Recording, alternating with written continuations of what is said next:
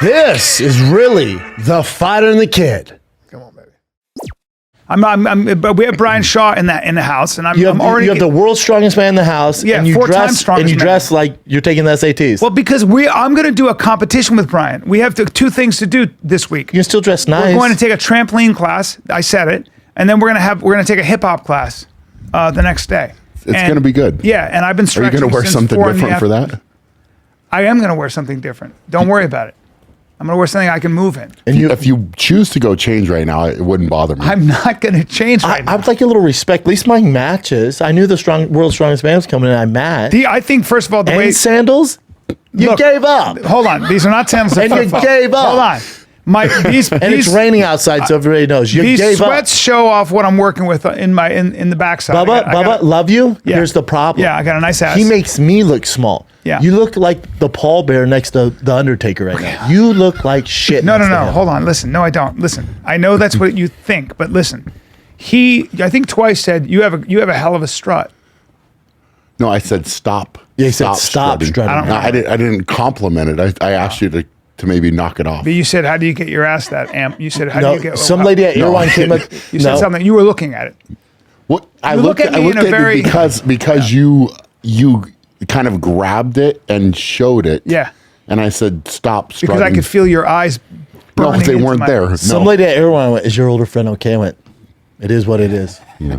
You actually look diminutive next to him. It is you what look it is. you look like a ballet dancer next to Bry. Yeah, thank God. Yeah, just come around me all the time, dude. That'd be sick. And you're skinny right now. Because when you came to see me in Denver, I remember doing stand up at the Comedy Works, and I felt bad for him because he had to sit in a regular little fucking chair, and I was like, I don't know how he's doing man. that. I did that for you. You can't. What do you weigh right now, B? Like 385. And what'd you come down from? Well, the heaviest ever, or when I recently. I would say I was probably about 430, and maybe a little bit north of 430. And the heaviest you've ever been? Like 465, closer to 470, which was not super fun. Not yeah. That's insane. Yeah. And is that when you're at the height of competition when you're trying to move weight? No, it was. We kind of had with the sport of strongman, there was kind of a peak of heavyweights that happened around 2017, and so that was then. So I was just trying to basically be as big and strong as I possibly could. And who were the names back then? That was like the golden age, right? That was the big boys. Well, it was, I don't know, golden age. I guess there's maybe a couple, like you could say that in a certain areas. Yeah, those boys. Yeah, I mean, Pujanowski was done in 2009 was his last one. So he was really more the guy that really excelled with more reps, moving, very athletic, very good endurance, still strong, but not statically as strong. Yeah. And, some of the other guys around that time, I mean, Sojourner Savickas and I were really battling. That was kind of toward the end of our battle. So like one of us from 2009 until 2016, one of us won World Strongest Man. Dominating. So it was like this intense crazy back and forth. And let me ask you this, and if it's too much, be like, kick rocks. When you're literally the strongest man on earth, like you're living a good life, like are you set? You know what I'm saying? Like if you're the best fighter on the earth, you're kind of set. If you're the best football player, you're set. Certain other, avenues, you're pretty set. So what I would say to that is directly from the sport, no. Directly from the sport, no. Outside of it, if you're smart and you can do business in other ways, yes, then you can monetize. So it's similar to what fighting. You've done. Similar to fighting. There's guys like Sugar Sean will make good money this weekend, but he makes the bulk of his money from other avenues. Which makes sense. I mean, directly from it, it's not like you're going to go win. Certainly not World's Strongest Man and be like, okay, cool, I'm good. But if you win the Arnold, are you like Scrooge McDuck? No, not necessarily either. I mean, the Arnold, historically, they have added prize money a little bit more, but World's Strongest Man really never jumped up. Are you the strong when you take an aggregate like a collective? Are you the strongest man to have moved the most weight? Who is that guy? It's a great question, and I guess it's arguable, right? Like depending on what you would define as moving the most weight. So like for me, I have done the heaviest super yoke, which is where you would get under the apparatus, put it on your back, pick it up, and actually walk with it. How much weight was that? So 1,565 pounds. It's a lot of weight. So that was, and on that day, I could have done more.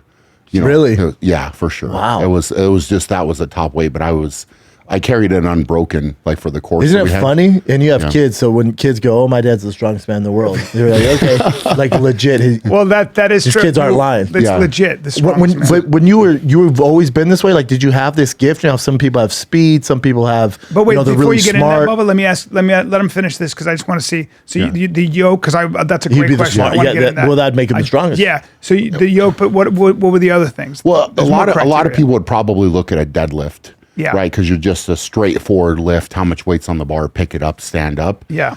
And in that lift, you know, I was always super competitive in that, right? So I can't remember how many years consecutively I lifted over 1,000 pounds. It was something, gosh, I'm going to say it wrong. I went back when I was retiring and I was like, hey man, I've done That's cool. this many years of 1,000 pound plus deadlift. At various heights now within strongman, because not everything is at a standard bar height, but it was something like 13 years, I think, or something like that, where I'd lifted over 1,000 pounds. And nobody's done that. For that long, no, but they have lifted heavier weights than I did. Still, that's right? a long time. So longevity, it all plays a factor. Consistency. A lot of 1,000-pound pulls, and I mean that's kind of like your mark. I feel like That's the right bar. now. There's been a couple guys that have gone around 1,100, but it was for me it was that 1,000-pound mark, and then for being well rounded within the contest, because that's only one event, right? So How many events typically? Some contests are 5. I think 8 is better overall, just because you can't really hide when you have 8 events. Yeah. With 5, sometimes you could have an event excluded. For example, if you don't have a great grip, or maybe you're not great at throwing or something. Do you know like what this, the events are going to be before you get there? That's all. It depends on the contest. Yeah. Right. So like sometimes they're more forthcoming with that information. Sometimes not. Right. I mean, I've gone to World's Strongest Man, for example, where I'm getting on the plane and I didn't even know what events specifically I was going to have. You just know you gotta lift heavy shit. Yeah. So right? you're packing Yeah, right? you're packing all the gear to make sure that you're trying to be prepared.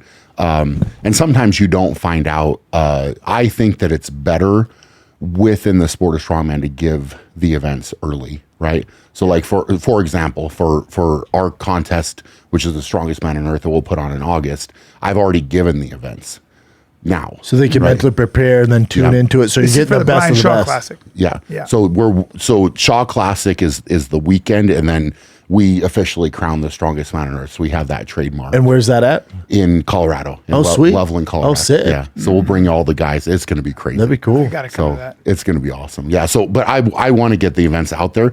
Number one, I want the competitors, which we haven't fully completed the list of competitors yet, but I also want the fans to know, right? Like, and I kind of try to bring them along in that journey, because we'll build some really cool equipment. So we'll bring them along for the builds. And That's cool. It builds hype, man. It gets everybody excited. It's just marketing 101 too. Yeah, For these other it's a- leagues. It's like, come on, man. It needs to be a spectacle. That's the Agreed. thing with strongman. It needs to be a spectacle, and that's what I've tried to get back to. And we can certainly go into that more. Would you But I also think, real quick, I also think with strongman too, what puts guys on the map, obviously dominating, you're going to get big, but also personalities. Yep. Like Eddie Hall was like the first in a long time, had a lot of personality. For Like sure. A ton of personality. Yeah. Yeah. Eddie's a unique character, man. I mean, everybody's kind of got their role, and Eddie and I we go back and forth. It's fun. It's fun for me with him. And everybody brings a different dynamic, right? Like when, certain guys are more internal with strength. They're more quiet. They're more focused.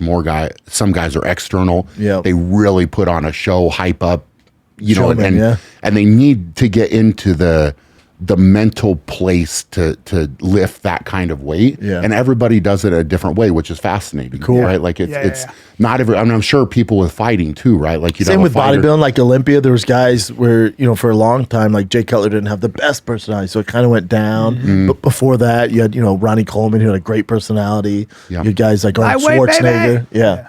So just person, people are drawn to the personality. 100%. And you have to put that out there too. I mean, it's it's being able to flip that switch. I think that's really the difference. Like especially with the big weight, you have to be able to zone in on it and get it done. You playing around with the little arm wrestling? Because I know, I'm just asking. Are you like professional arm wrestling? Yeah, I mean, how has the UFC not come to you and offer you a slap fight contract? Oh my God. So I did. I went to the Performance Institute and slapped the cube tester thing Somebody would die. with terrible technique, I might add. Right now that I have learned a little bit more about moving my hips and that type of thing, but I think I got like the third highest score. Or something. Of course you did.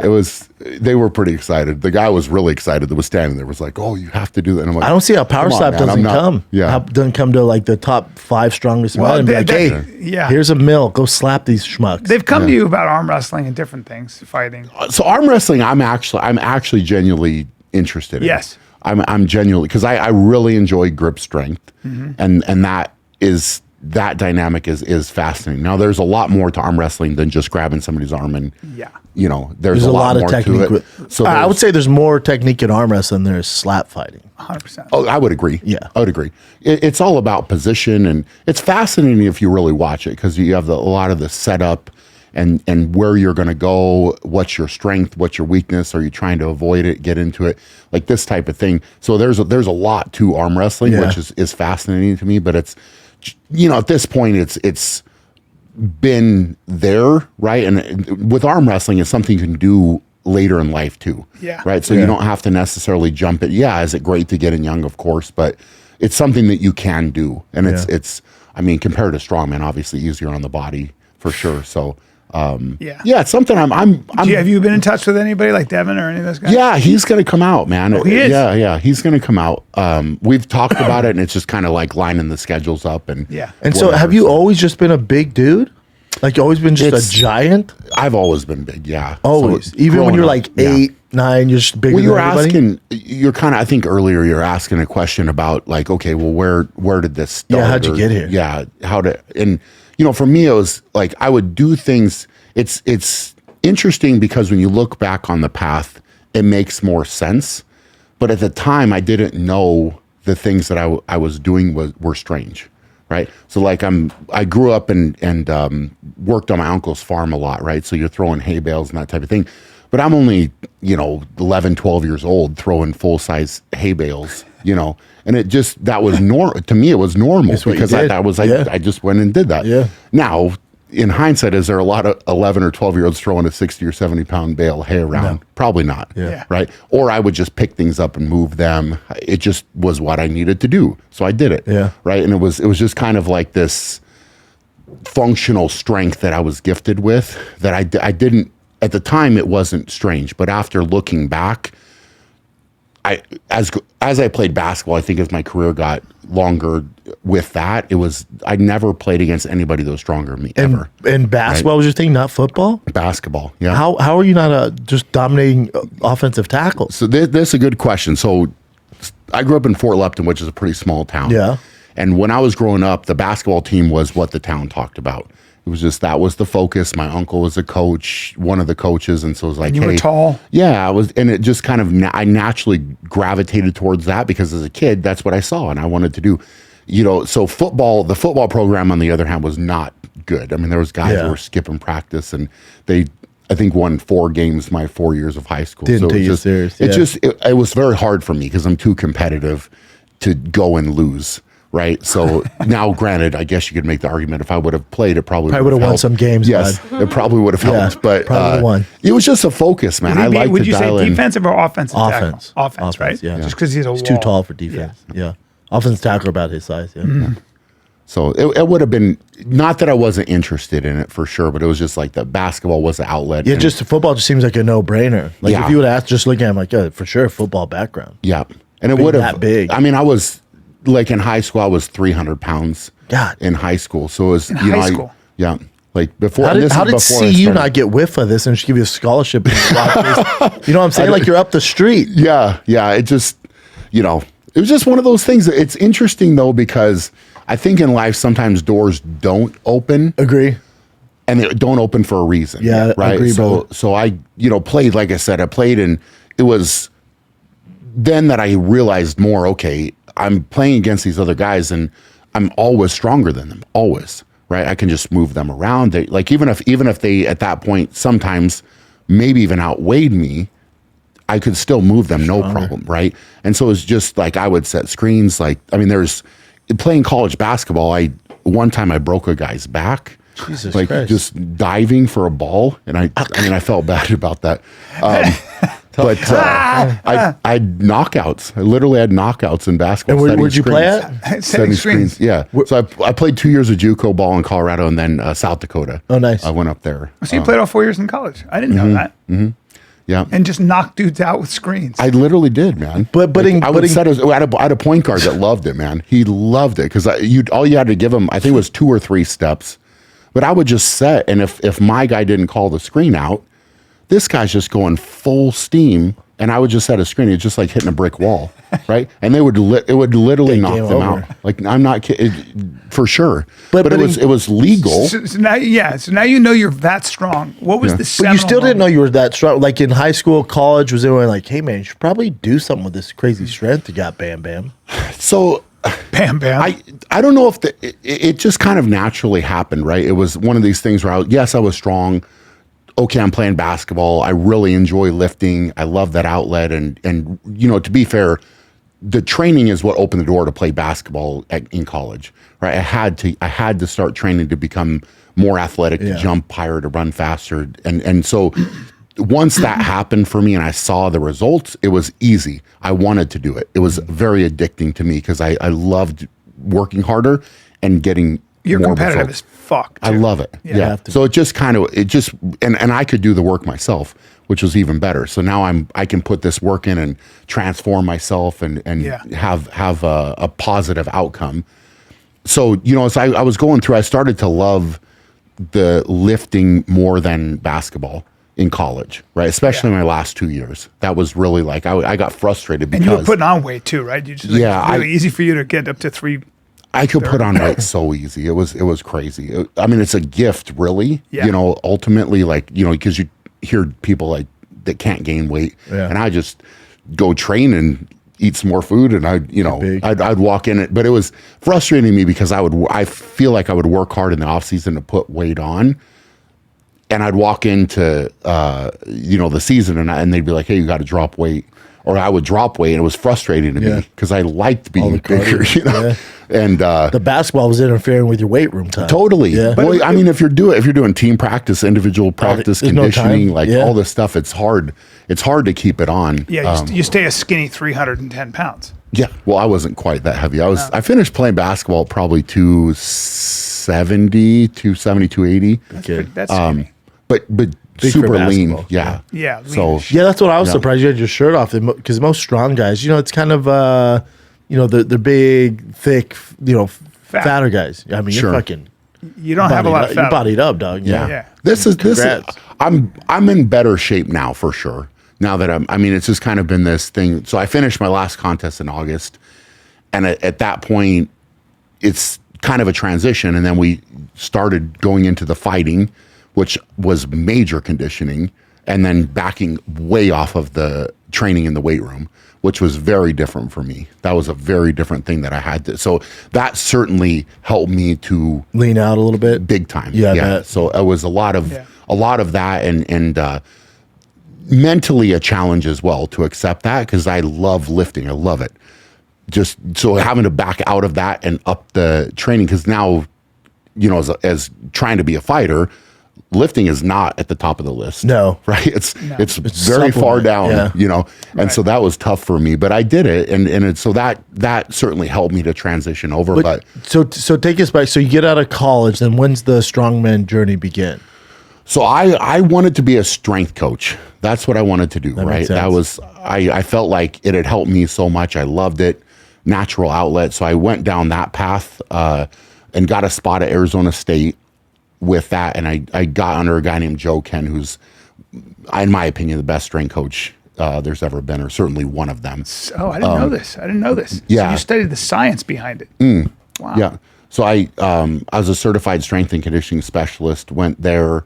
That I thought that was what I wanted, because I'd worked so hard for it, you know, passed the certification, done all this. And I got there and it wasn't what I wanted because I wanted to be the athlete still. I didn't want to be the coach yet, right? So it was a great opportunity and I had to say no to it because I wanted to still be an athlete. And I just wanted to be competitive, man. I needed a competitive outlet. I wanted still to train myself. And so that's really, once I was down at Arizona State, I actually first got introduced to strongman down there and everything with the mainly the football players we worked with. But I wanted to do it first myself if I was going to teach them and have them do it.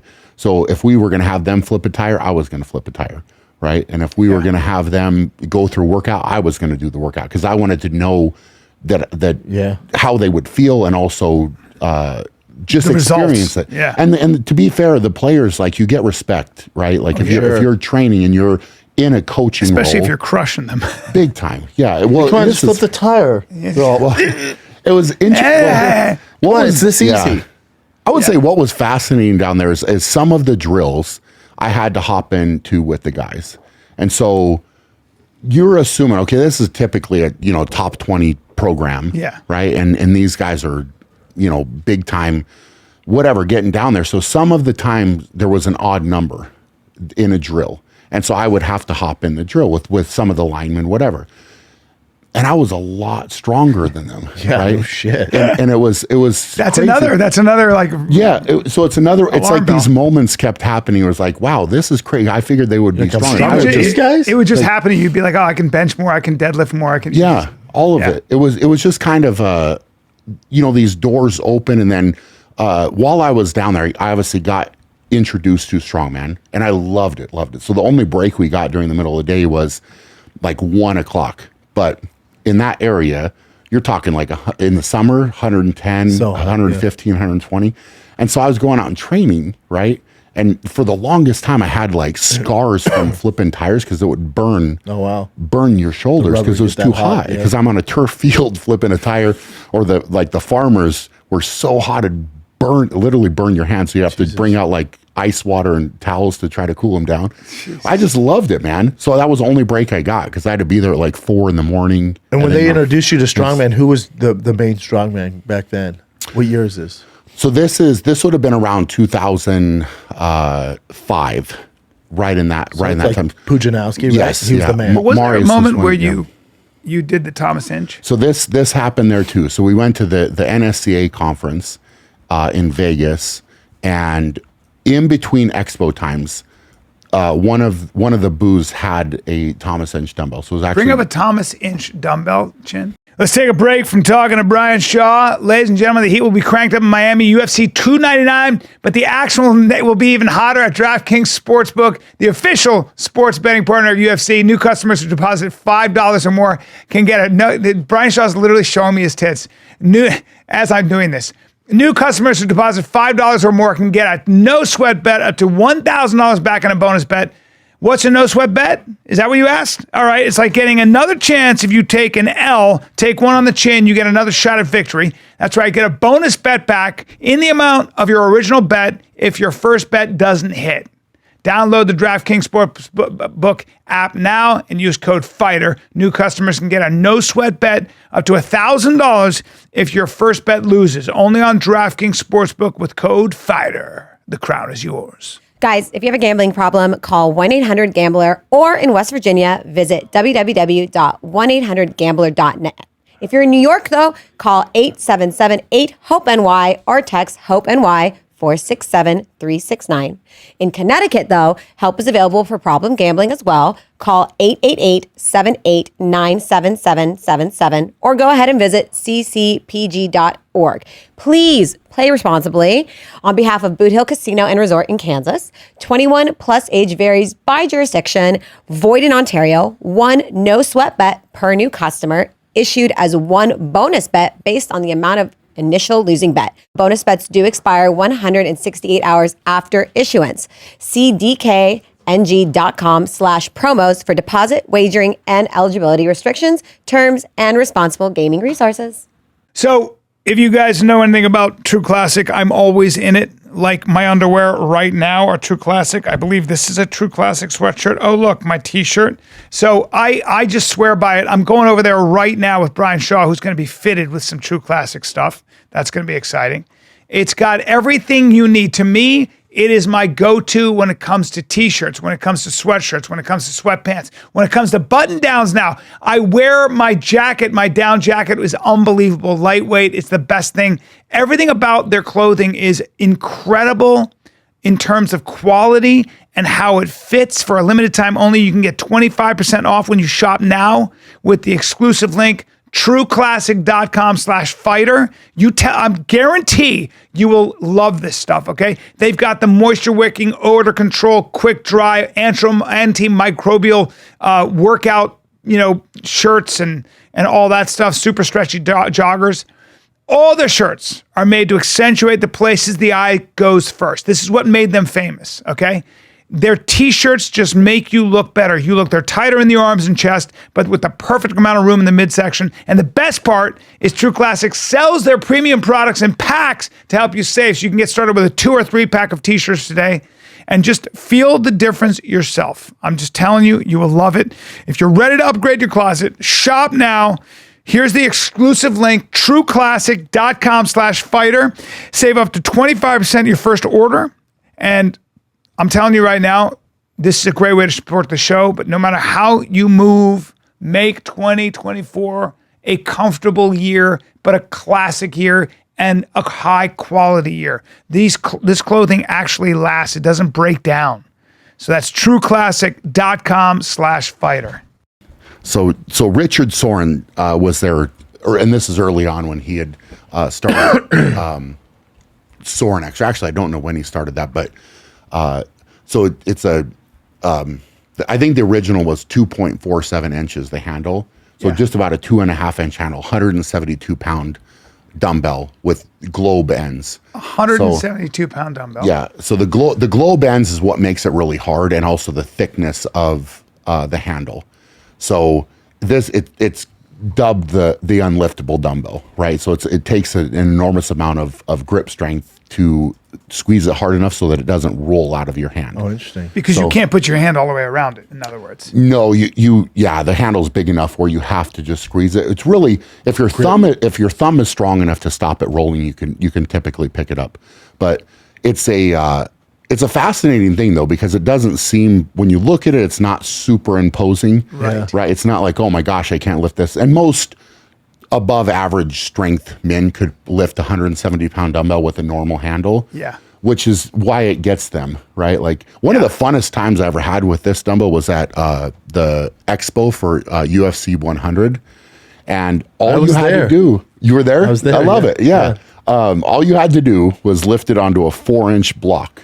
That's right? it. With your knuckles facing the block, so you couldn't roll it on. Right. So and that was it. That's all you had to do. Just here to there. Yep. And so the funnest thing for me, because I was at the booth, and it's not hard for me to do it. So you'd have, and everybody's walking in, and I think back then it was what, like the affliction shirts. Yes, yeah, all the super tight shirts. Yeah. And then I'd say, oh, that's all you have to do. You win whatever it was, a couple $100 or something.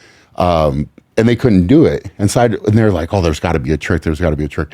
So you just reach down and grab it and just put it on there. And all of them just, their jaws are like looking at it like, are you serious? And I was like, all you have to do is just pick that, just pick it up. And it was great, man. So for you, that was easy. You just grab it, picked it up? I would do, I don't know how many times I did that, because I did it the whole expo. Like, and can all the strongmen do that? Is No. that No. No. So that's a freak thing. So that's a free. It's one in some like crazy number. It's ridiculous. I don't the know guy said what to you too. He goes, "Do you know what you just did, right?" Yeah. Because were you like, oh, a dumbbell, and picked it up, and he's like, whoa, my man. In that expo, he wasn't at the booth when I did it, and we were just walking through, and I was like, oh, that has to be and I'd read about it. I'd never seen one. And I was like, oh, it's got to be a Thomas Hench dumbbell. So I just picked it up. I deadlifted it and put it back down. And then he had seen it kind of like, and so he ran down there and he's like, did you just pick that up? I was like, yeah. I didn't think much of it. Yeah, right? Like 170-pound dumbbell. Yeah. And he's like, well, can you do it again? And I said, yeah, I can do it again. So I lifted. I actually have the picture. He took a picture and sent it to me. That's cool. After, like, when I did And it. you just picked it up. You were just holding it at your side, basically. So he the second one, he asked me to lift it as high as I could, and I kind of pulled it like a little bit above my waist. But this is the thing is this. And one, he said that's if you don't do something with this strength. That's what he did say that at that point. He said you have a strength that's 1 in millions. He's like, if you don't do something with it, that's you're how old at this time? So I would have been 20. Well, right out of 22 probably. Good time 23. to get that motivation. Yeah. When someone says, "Hey, I think you can do this," you're like, "Really?" And then gives you that spark. Yeah, to get going. It was certainly that moment. Yeah. I mean, that's, to be fair, that's not the craziest dumbbell. The craziest dumbbell is actually called the Millennium dumbbell. What's that? So Millennium Bring dumbbell, that up, please. Yeah. Millennium dumbbell. Bring it up. Has the same handle as a Thomas inch, but it's 105 kilos, so 231 pounds. And so now this is where you're talking real strength. That's weird. And So- were you able to lift that? Yeah. So that's, I mean, now you're talking about, I mean, the list is very short here of men that could actually lift that. Now, there's a way that you can lift it too where it's not tilted. So if you lift it even, so if you don't basically put your hand against the back bell. So if you lift it even, which I did do, I think I'm only one of a couple men ever that have done that's that. So it's, crazy. I mean, you're talking like, I don't know what the official list is, and I don't want to say because I'm sure everybody will get caught up. But you're probably talking around 7 men ever. On the planet. 7 men ever. Ever. Like it's. I very, will very say, different. Maybe 8. Yeah, 10. I will say I would be interested in seeing you fight a chimpanzee. If it was muzzled, I want to see how you do. So no, it can't bite. You can't have it biting. It's ridiculous. Yeah, the teeth are The ridiculous. teeth are too much. Destroyed. But if we muzzled it up and we had a full-grown 200-pound male chimp, I want to see, and I also want to see what happens when you're at the zoo and you're looking at a silverback. I want to see what the fuck that thing does. And I want to do it right now. Have you ever been You know to what the the zoo? silverback would do to those dumbbells? The silverback, You'd spin it like this. Brian would have a problem. Yes. With a silverback. Now, Like a straight up gorilla? you know that, right? So I don't want to hear anything from you. We know that, right? Don't try to get aggressive. But with I'm me. getting aggressive because You took. Here's what you just Yeah. did. 0 to You 100. turned. Yes, You yes. turned and postured. I did posture right now. Yeah, because I have literally did because that. all this talk about lifting is getting in me. your, in your gray sweatpants. It's getting my testosterone spiked, and like I said, my dick is a little hard. Now listen. Here's the So thing. where's the first competition? Wait. Have you ever been to the zoo and looked a gorilla in the eye? Have they acted differently around you? I feel like they would. Gorillas don't give a fuck. You know how depressed that gorilla is? No, I think they would. I think they have a natural dominance thing. They go, why is this fucking giant human looking at me? It would be fun. Yeah, but you haven't had that experience. I mean, I've tried to go around the gorillas. I haven't been. I don't think there's ever been one close enough because Yeah. you know at the zoo They're they're doing always their like thing. yeah. There's the moat between. Yeah, or something. The No, moat. at the San Diego Zoo, they're right there. Are they? Yeah, you can go right up to the glass. Yeah, The that's a good chimpanzee question, would though, be right? interesting. I don't know.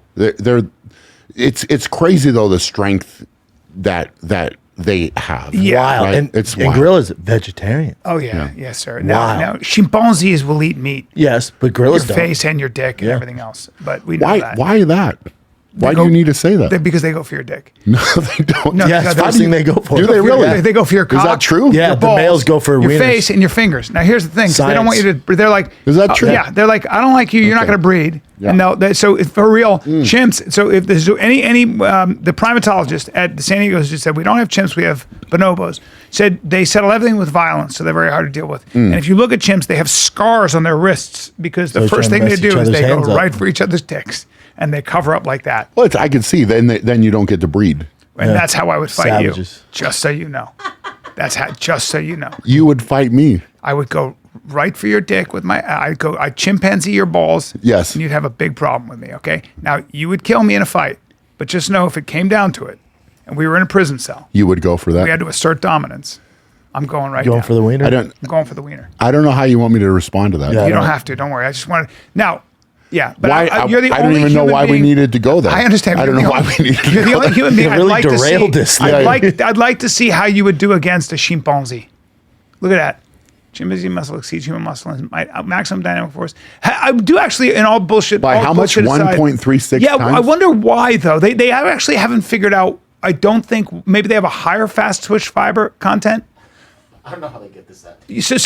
So Andy Galpin, who does a lot of this work at Cal Fullerton on muscle density, he's worked with a lot of Olympic athletes. Yep. So you can say, well, I'm fast twitch muscle, right? There are different levels of fast twitch muscle. Like there are different levels. So some people can just they're like human ants. No, keep going. Please. No, we're fine. But I'm just saying, why would a chimp be that much stronger? We don't know. I don't think the two of us are going to figure it out. Yeah. I don't think so. Yeah. Brian, when you were training for MMA, did it humble you a little bit, or were you successful at that right away? Like when you first walked in training with Cody Donovan, were you just good at it right away? There was a steep learning curve. That's what I would say. Fair. A steep learning curve, right? A lot. I felt like that was layers of learning. But the good part, and this is to be fair, what Cody said is I didn't have any bad habits to unlearn. Yeah. Right. So I was kind of walking in. It was like, Clean okay, slate.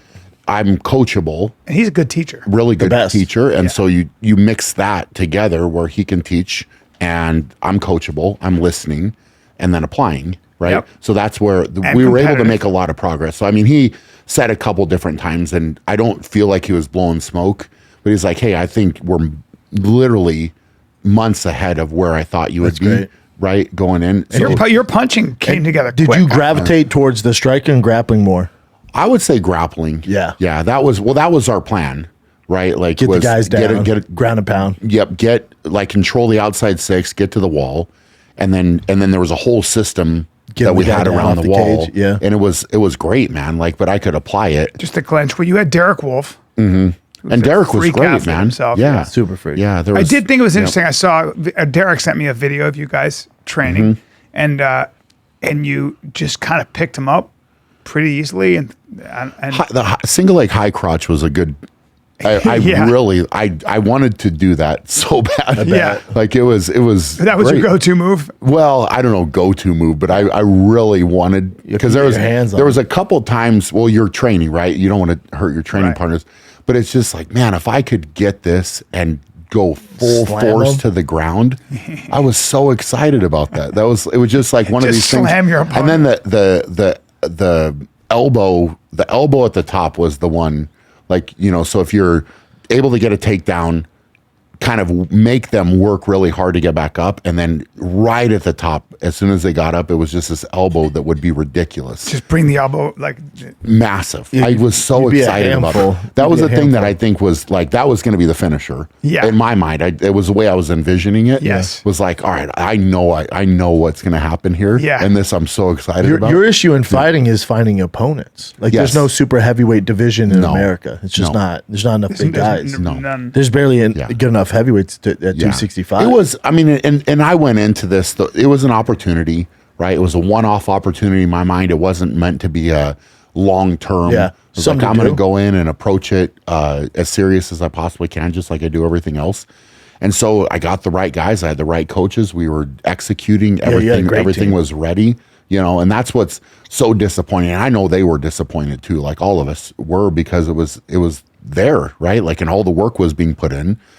So I was ready to go, and it's frustrating, but I'm great. The thing is though, and I told actually Lauren Landau, because he was frustrated too, because he had left for Notre Dame. Were you training with Lauren? Yeah. Oh, that's my brother. guy. Great Yeah, guy. he was awesome. He was so fun, and so we still are. He was still asking me like, "Hey, how's it going?" Yeah, he's the best, because he wanted it to happen just like I did. But I just told him, I was like, man, I'm grateful. I'm grateful for it because I got to meet so many good people and learn actually skills that if I ever do need to put them into use, I have them. Yeah. Somebody's fucked up on the street. Yeah. Because before, oh my God. I mean, before, you're big and I could probably grab Bradley somebody Martin, and throw them, but now it's like 260 though my ass. Yeah. Well, your punching was. I thought it was. Did you see him hitting mitts? No, I didn't see it. It was. Bring up his Instagram. It was really good. And how were you on the cardio side of things? Because usually bigger guys, the cardio is usually the first thing to. So I got to do some of the sparring that I did. I got to do a round with Curtis Blaydes, which was fun. Yeah. Oh, wow. And that was 5 minutes, man. I went 5 minutes with him, and I felt pretty good. Like, really, I mean, did Curtis grapple at all? Did he try double legging you? So he, here we go. We got to the wall. I took him down in the back and forth. Wow. But he was definitely holding back. Yeah. Like it was not full. Yeah. Right. And both of us, because I was early on, and I think there was a level of testing there that needed to happen, right? Where they were worried about me, because it's different, right? When you actually get hit a little bit, Big time. How are you going to respond? And they didn't want me to be like, okay, now you punch me, now I'm going crazy. Yeah. This kind of thing. And it was really a good testing Controlled, thing. yeah, test. And he didn't know it was my first, it was literally my first round of sparring. That's funny. Was with Curtis. Yeah. Yeah, Curtis top 5 in the world. Yeah, he was Curtis a monster. he's great. His timing was incredible. Yeah. Right. Like, and and he can hit hard. yeah. Was he so he was just moving around with you? You guys were just kind of. Yeah, he was hitting me though. Oh, he's hitting you. We were hitting each other. Yeah, yeah. I mean, it was fun, man. I thought it was fun. We had a good time with it. And you miss it now. Yeah, I mean, I the thing is, I seem busy though, so I think you're all right. I'm super busy. That's the thing.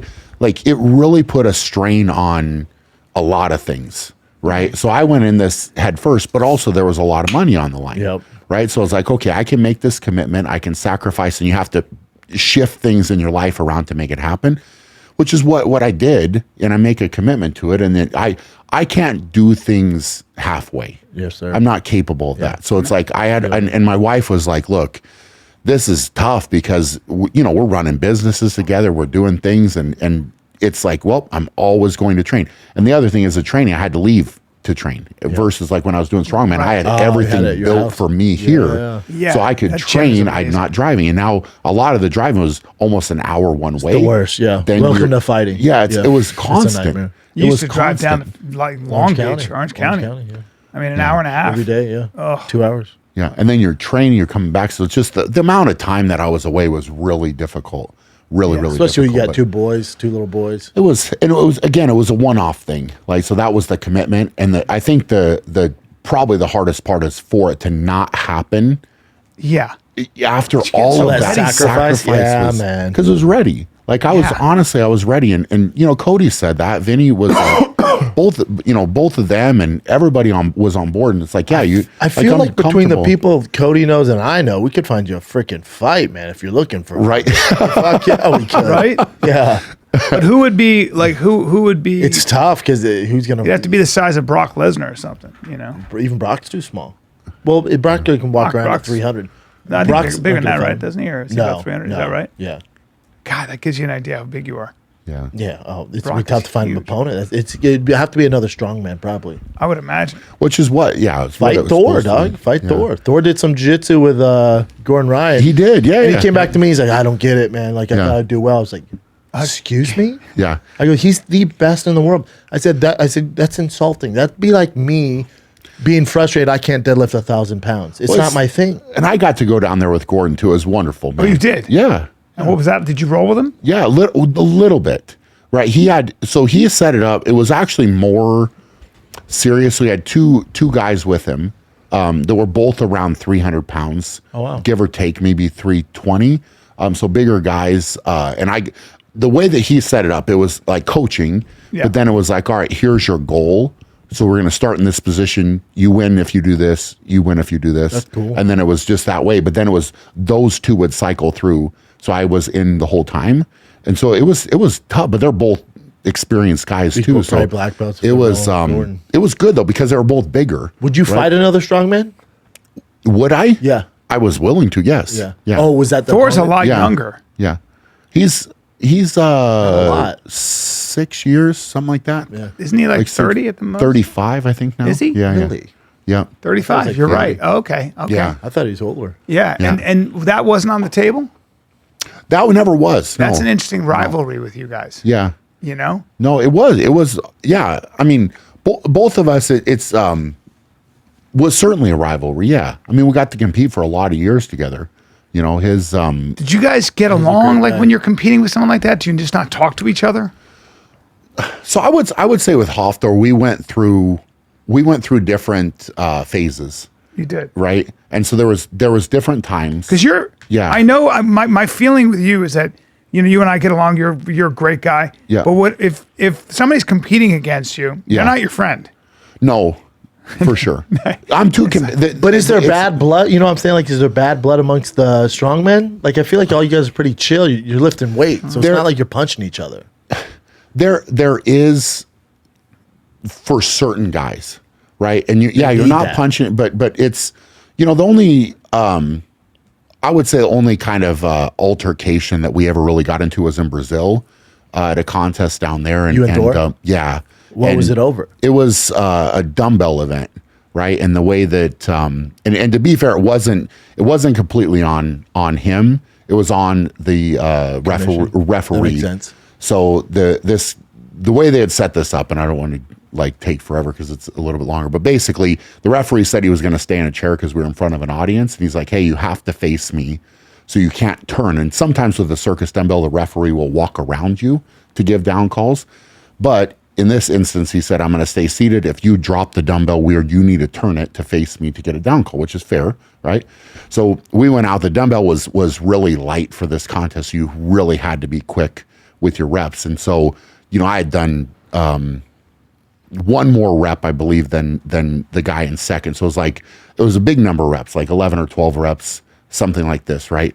And so, which is I believe it was in 60 seconds. So you're moving like quickly and you can't. And so it comes down to the last rep. I think Hafthor had done 11, drops the dumbbell, goes to do the 12th, and the referee gets up out of his chair because he was faced the wrong way, gives him a down call by getting up out of his chair. So really the referee, I think, is to blame here. Yeah. So we came back, and, tension is high, man. Like people that haven't competed at a high level, when you're coming back and your adrenaline's pumping and you're trying to win something that bad, it's it's just a higher, it's just a male thing that's higher at that moment. So I came back and I was pissed off at Hafthor because he didn't face the referee, and I felt like, okay, you didn't face the referee, but also the referee got up, right? So we got into it a little bit there, and I think he probably scared a few people backstage. Two giants going at it. Yeah, but it's things that's the height of competition. So interesting like that. When you look at the top tennis players, they've been playing against each other in many cases since they were kids, right? Literally 6 and 7, 8 years old. So they know each other super well. Yeah. When they are waiting to be announced and play, they're this far away. They're not looking at each other. They don't say hi. They don't talk to each other. It's like, you have to. It's so wild. He's like, dude, you've known each other forever. They're like, nah, they will not talk to each other. Well, that's like boxing. I mean, like Ryan Garcia and Haney, they fought 4 or 5 times already in amateurs. Oh, they did? Oh, yeah. Oh, boy. Yeah, they all come up together. Yeah. What's going on with Ryan Garcia? I don't know. We'll get to it. Yeah. Yeah. Mental breakdown. I mean, you're going to have competitiveness, right? Like, and I think the key is to be able to turn it on when you're competing, and then afterwards you shake hands, whatever. And that's typically what happens, right? Like, I mean, there's sometimes higher tension between certain guys, but collectively speaking, most of the time it's like, hey, we're going to go out and compete. I'm going to try to beat you. You're going to try to beat me, and then we're done. Contest is over. You've got more wins than Thor, though, don't you? Overall, I mean, at the top level contest, yes. But it's, internationally, I don't know how many he has. But I would say like at the bigger contest, yes. So, but a lot of the guys in Europe it's easier for them to compete more. And also I made a conscious choice earlier in my career that I was only going to do the biggest contest and then maybe pick a couple other contests, because I wanted to have longevity and I wanted to be able to last and not burn myself out. I don't want to compete 10, 12, 15 times a year. Because Dort's had a lot of injuries, right?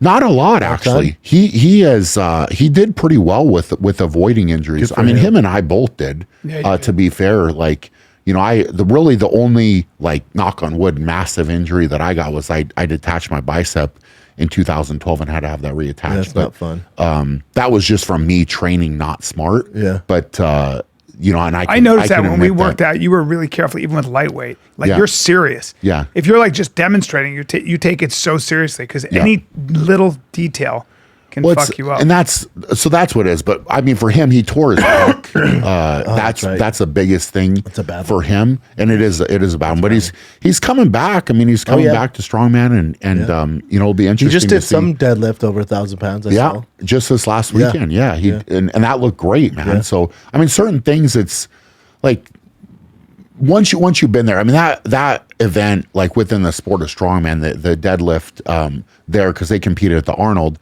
that's a unique one, right? And there's been some conversation within the sport about that weight, because it's the same bar and the same weights that we always used. So, you know, it's 1,006, but you know, we've had different conversations. I actually did a small podcast with Hafthor this last fall talking about it. Because, you know, for me, typically my opener on that bar was around 970 or 980. That's your opener. Opener, first lift. Whereas most of the competitors are getting out, you know, and this year it was the first event of the contest, so everybody's fresh. What is that lift? What's that lift? The deadlift? Deadlift, yeah. 960 is your opener. Typical. Well, I think my last year on that bar, I opened at 980. They say that if you wanted to judge somebody's strength from one lift, typically it would be deadlift. Which is what we were saying earlier about that, right? Yeah. So it's a great indicator of strength for sure. Yeah. So, you know, but Hafthor only had to lift 1,006. Like there's nobody pushing him to go beyond that, right? So like my second lift would have been like that year was 1,021 was my second lift, and then Hafthor and I, every additional pound makes all the difference, right? Yeah, well, that's the way you choose your weight jumps, and that's what's on the list of the 1,021. But then that was the year that Hafthor, he set the record on that bar at 1,045. And then my last lift, I had him where I wanted him.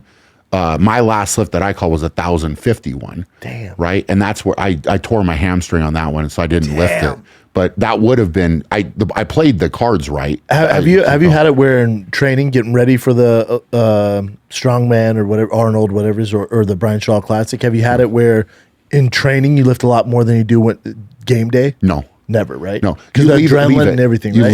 leave it. Yeah. So you'll do kind of a training max, right? So I would always 2 weeks out was kind of my test day, and you leave a little bit in the tank. Yeah. Right. Do you do smelling salts? I've seen that before. I only do it in those type of scenarios. Why? Right. So what does it do for you? Makes you party. I love them. Yeah, I mean, it wakes you up. Like it wakes you up and gives you a different sense of focus. Such a weirdo. You actually like him. He was like, I love them.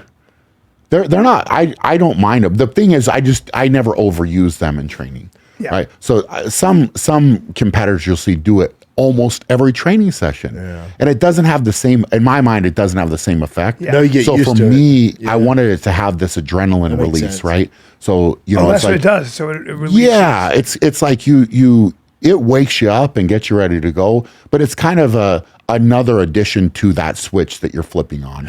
Which ones have you used? That Juju's? I've smelled them. Yeah, those are good. Yeah, they're I mean I was always I like the capsule ones better.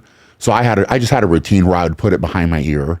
Oh, wow. So it was really easy. I didn't have to deal with a cap. That's cool. Right? So like I would just walk up and I could pop it, and then I'd do it and then throw it, and then I was ready to go. So that was my thing, is it was a routine, right? Like, cause I had practiced it that way. So I knew how to execute that. So you tighten the belt, then you do, it's just like the whole routine. Like everything is the same. Yeah. Juju and his wife make them. They're both like engineers backgrounds. So they came up with the recipe. And early on, they couldn't figure out. They were somewhere where it was freezing. And they packed all those smelling salts, like all his state-of-the-art smelling salts. But when it's cold, it suppresses the smell, so it doesn't work. Wow. So they're out in the cold, and he was giving it to everyone. They're like, these suck, dude. He's like, what the fuck? They were working. He's like, I don't get it. And then they went into like the tent where it got hot with the fire. He's like, oh my God. And it just blasted. Oh, wow. So he fixed it where the cold doesn't affect it. What is the chemical, I wonder? It's an ammonia. Oh, okay. So they would use it if you were knocked out. Seen on Joe Rogan's podcast. Wake it back. Where'd you do? Is that where you did it on Rogan's podcast? I did it at Rogan's. I did it before that because we had him at when I was shooting stuff for Rain, because Juju's a Rain athlete. I've never done them. They're so much fun. You've never done it? Smelling salts? Yeah. When I compete. I don't think they're for you. Right? Yeah, when I lift weights, I don't need that bullshit. If you drive a Tesla, you can't get them. You do. You know that? No, I'm serious. Juju has a thing where when you're doing shipping, he goes, "What do you drive?" Tesla, we don't ship to that address. Sorry, it's out of stock. Sorry, fresh out. It is? Fresh out, yeah. And then I just go, I don't need them. And I just fucking go. And I did lift it. Dude, you look so fucking skinny next to him. It's so distracting. You guys look like the number 10. You look like the number 10 right now. Here, can you pull your shirt, like straighten it a little bit? Dude. Okay. Dude, I can't fucking wait to compete against you. So Brian, what's for you coming up? Like, what's obviously arm wrestling down the road, the Brian Shaw Classic. Yeah. Like, what else is there left to do? Transition's got to be. This is where like people who've been so competitive for so long, like we've talked to fighters like this. I think you're gonna figure it out like you always. Well, do. he's already figured it out. He already has all these other businesses. He's got the no, whole, he's good. Yeah. Well, no, I mean, but you're gonna miss that competition. Well, I think I'm always going to miss competition, Yes. right? Like that's natural. But I also with strongman, I wanted to call my shot, right? I wanted to exit when I wanted to exit, right? And that was important to me. And I always said that at the beginning. That's what I want to do, right? Because it wasn't that I physically wasn't capable. Yeah, I still was, man. I went out. I mean, I won. I beat all of the current guys, and it was. I mean, it's very hard to argue with that. You wanted to go out on top. Yeah, Smart. And that's what I wanted to do, and I was still fully capable of that. Yeah, you can argue. Okay, was I maybe a little bit slower or whatever? Yeah, but I've been doing it. I mean, for me, almost 20 years. Oof. Right? Like total. And that's. But you know, I mean, I was top 10 at world. I mean, the final World's Strongest Man 15 years in a row. Right? No, but I mean, in 16 years. How old are you now? 42. I just turned 42. And is there an age like in fighting, especially at the lighter weights, when you turn 32, it's like it's a disaster. At 32, it's game over. Well, strength is interesting. I think it depends on how many miles you got on your body, really. Yeah, that makes sense. But also, I would say kind of, and this is also a big part of it. Are you smart with your training or not? Are you maybe you have to allow a little bit more recovery later in your career and be smart with how you're feeling. Yeah. Right. But strength wise, you can get stronger for sure. Like who's the oldest strongman like compete with the big boys? Like top 5. I mean, there's a couple names, but Mark Felix is a guy. He's like 57. That's insane. I think he's my age. Yeah, but still on certain events, his grip is very good. There's different things. So he's still competing at 57. He competed this year. That's that original old man strength. Oh, you didn't say he's black though. That's hey. No, Mark. You should have started with that. That dude's a stud. He's still fucking doing it. Yeah. Oh, that's crazy. So How big is he? I would say 6'3", 6'4", maybe something like that. And still doing the damn. Yeah. He looks younger than his all grip. of us. His grip. Certain events for grip, he's very good. Wow. With that. Oh lordy. Lord. So you could keep. The thing is, so he's like the outlier. You could do it to your 6. I could. Here's the problem, man. For me is I'm not interested in just going. Right. You got to be the best. That's not good enough for me. You got to be the best. Right. So if I just wanted to go, I could continue to go for sure. That wouldn't be. It wouldn't be. It's not. This is gonna sound crazy. It's not that hard for me. Right. Like you're born to do it. Be at that level of strength. It's not hard. It's what you do. Yeah. So I could 100% could continue to go. Now, I'm not going to a contest to just take up space. Hell no. I'm going to win. Yeah. Right. And that's the way that I do it. So for me, that's what makes sense. And I wanted to go out when I was still knocking on the door, when I was still super competitive, capable of winning. That's what I want to do. Do you hope because you have 2 boys, do you hope your boys follow in your footsteps? Like, would you want that for them? Like, people ask me, like, would you want your kid to fight? I'm like, fuck, no, never. Yeah. It's too hard. Your kids, like your kids, are very big, very strong, and athletic. Yeah. Right? But would you want that for your son? I would say. I want them to pick something that they're interested in and try to be the best and run with it. Yep. Same. That's same. What I don't care what it is, except for soccer. Yeah. Except for soccer. Except for soccer and tennis. Yeah. We'll just throw those in. Yeah. That's what I truly what I want for them. I want them. I'm with you. Me too. Keeps them out of trouble. I don't care what it is. But run with it. Try and be the best. Yeah. Are you gonna make it? Probably not. But at least you stay focused. Go not for getting it. into drugs. Yeah. Go for it. Well, I think the main thing is just learning how to learn. Like, that's what I love about sports. You get good at one thing, you can apply that process of learning mindset to everything. Yeah. I mean, that's what it is. Yeah. And that's what I want to learn too, right? So I've got a lot of outlets. That's a nice part, I think, overall. So whether it's content or, running the businesses, so it's Undefined Nutrition, Evolution Athletics, and then just Shaw Strength. And we do all of the shipping. We've handled all of that. Yeah, he's got a huge warehouse. I'm aware. So it's been good. And then obviously like the Shaw Classic weekend and Strongest Man on Earth. Do you see it in your to go back to your kids? Do you see it in your kids? Like, do you see? Is there? Because obviously you have this God-given talent. Have you seen it? You're hoping, right? You're like, oh, come on, dude. Yeah. You can't lift that milk carton. All right. Here's.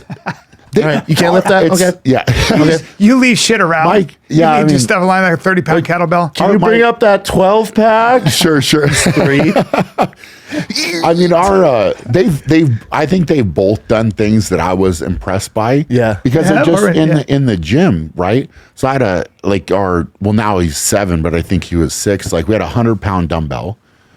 And it was just sitting there. And none of what I'm doing with them is prompted, right? Like I really want them to be creative when they go in there with me. So they're great. They'll set up a little obstacle course and great. take a medicine ball and load it and carry it. And you can see that they've watched it because they're like, hey, I'm going to set up this loading medley and I'm like going to my load dad. all this stuff and I'm going to jump over this and then do like whatever. But he picked up a 100-pound dumbbell, like grabbed it with both hands, like just picked it up. That's impressive. What? At 7? I think it was 6. That's insane. Yeah. Yeah. It was crazy. Wait, At Stronger than 6, Brian. he lifted, truly. Yeah. Like he lifted 100 pounds at 7? 100-pound dumbbell. That's just between it, but it was be able to not do something with I was that. shocked. That might have to be- like that was kind of like the shocked. That Yeah. is Bam Bam. And That's crazy. are they aware that you're the strongest man in the world? Do they know or no?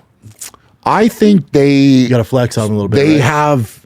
I think they have a concept of it. I don't think they fully know because it's just what they see. Yeah, it's just right? dad. Like Yeah. I've talked to people about this too. I think it's just the Dad's strength. always been bigger and stronger than everybody Yeah, else. it's just going to be skewed, right? It's Like gonna for be them, because they've always come in the gym with me. They see me move the type of weights that I move, but it's normal That's to them. yeah. It's So they're just- gonna be just strong. I'm still naturally. the kid lifted 100 pounds. How much does he weigh?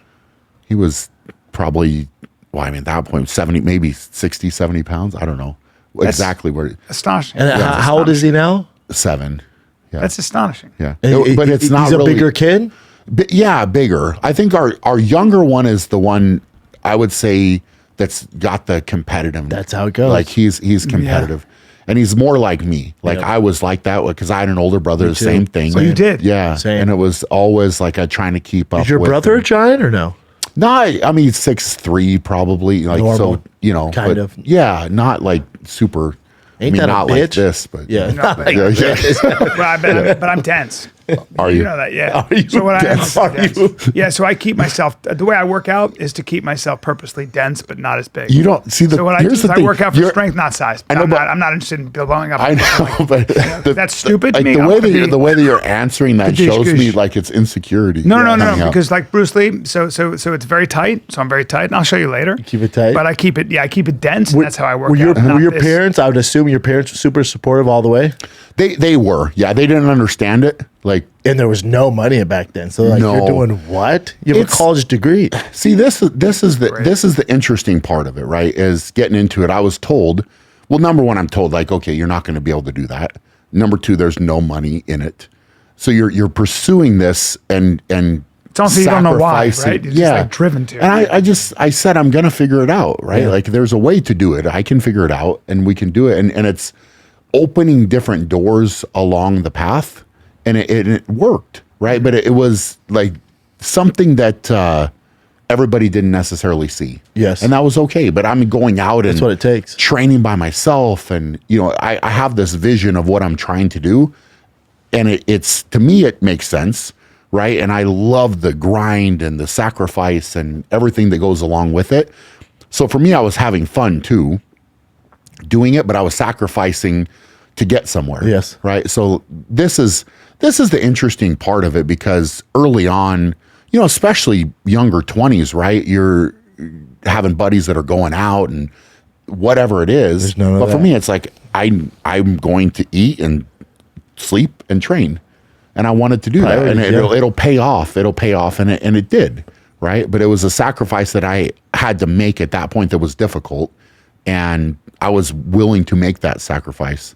It was all right. I just And think like it's worked all out. every time I talk to successful people, it's just a mindset that you apply to every new situation. Yeah. it really fucking is. It's like There's genetics. So I don't give a fuck what mindset. No, you I'm have. saying just If mindset in you general, Don't being a have winner, these you know? genetics. It ain't happening. well, not with lifting. No, like if you were like, I want to be a strongman. What do you mean? Hey, What do you mean, it's not for you. dude? You know, like there's nothing we can do. That is Like if I'm your dad, I'd go, no, there's nothing we No, can do. well- because there's guys like Brian Shaw out there, and you're not him. and I'm not him, No, it's not him. and I'm not him. Sometimes you need parents like that to go, no. Yeah. So he would say, you stick to high kicks and having viper quick striking. Sure. That's what he would if that gets you and not to cry. you stick to having a lion's heart and insane creativity. That's what he would say. Sure. Right? Yeah, that works. Fuck. Yeah, if that. And you know what? You look skinny to me right now, and I swear to God. Dude, see, but that's a compliment. No, I know, but now I'm usually the biggest guy in the room. I know. Yeah. And I've been rolling, and I fucking will jump on you right now. I don't give a shit. You talking about the bullshit rolling you do in Newport Don't or call whatever? it bullshit rolling because I roll. A little half-ass rolling. Don't call it half-ass rolling either. It's gonna make me half-ass, mad. right? The young kids going easy. Dude, I'm fucking stretched too. I really am, and I'm wearing athletic clothing. And if you want to fucking go in front of Bri, we'll do it. But I don't want to do that right now because we're podcasting. Don't make me fuck you up in front of your giant friend.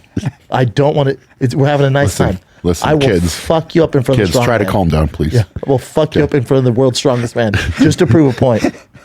By the way, my wife gets so mad because I it just instinctive. I go, I have to talk to Brian. I go, I have to talk to Brian Shaw, strongest man in the world. I say it all the time. Like I go, yeah, Brian Shaw's a friend of mine. Brian Shaw is 4-time strongest man in the world. He's calling me. Of course you do. She's like, stop saying that. I fucking know who he is. Yeah. It's not going to be, you don't have another friend named Brian Shaw. That's Yeah. all right. It's all right. It's all right. Well, not You too many like people it. have You a like friend who's the strongest in the world. It is fun to yeah. have the strongest man friend in the world who's the strongest man. He's the strongest man. No, in he's the my world. friend. He's my friend. He's the strongest man in the world. It's I'm never wild. going to not What invite a wild, you guys. what a wild title. It is. If I'm going to invite you anywhere, it's like I'm gonna bring Brian Shaw, 4-time strongest man in the world, to the party. I'm not going to just say Brian Shaw You're going to introduce that way. because then you're going to show up like hello, and they're going to go, "What the fuck is this?" And I'm Like the going to go, Kool-Aid man? Yeah, that's it. Yeah, kick in the wall. Well, hello there. My wife literally, because I wanted you to stay with us. Yeah. And my wife goes, Which is so, we were talking about this. You got to quit inviting grown men to stay weird, the right? night. But I have a lot of room.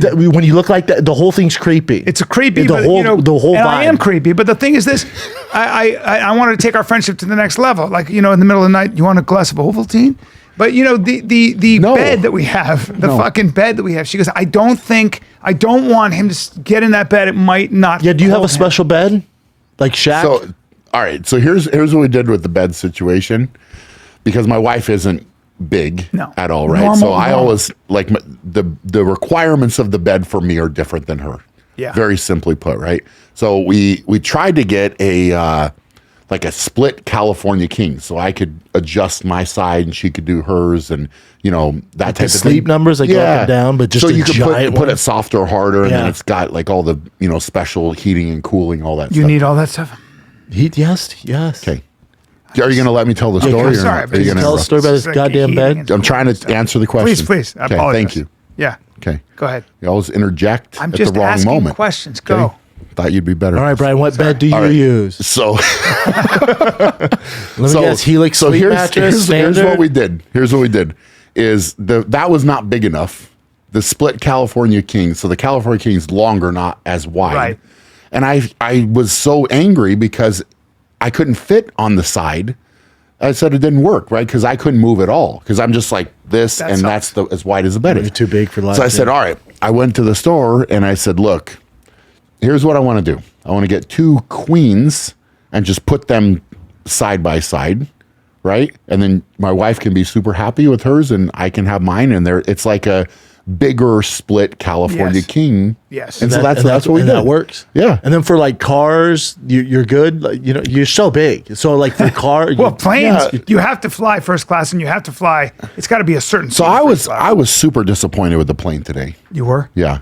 Really happened? disappointed Did Brian because pay they for it? changed up the seats in first class. Yes, I need that. And they've built up this nonsense. Oh, Yeah. On the the it is and so the nonsense. the It's thing even is tough for me, yeah. digging into my leg. Yep. I can't spread out. I'm all awful. confined. think It's how horrible. Lizzo feels. Yeah. I don't know what it is. I was so frustrated. And But and then cars you're fine. Do you have to have special seats? So here's the exciting part, right? So I'm out here in California because I got an Excursion, right?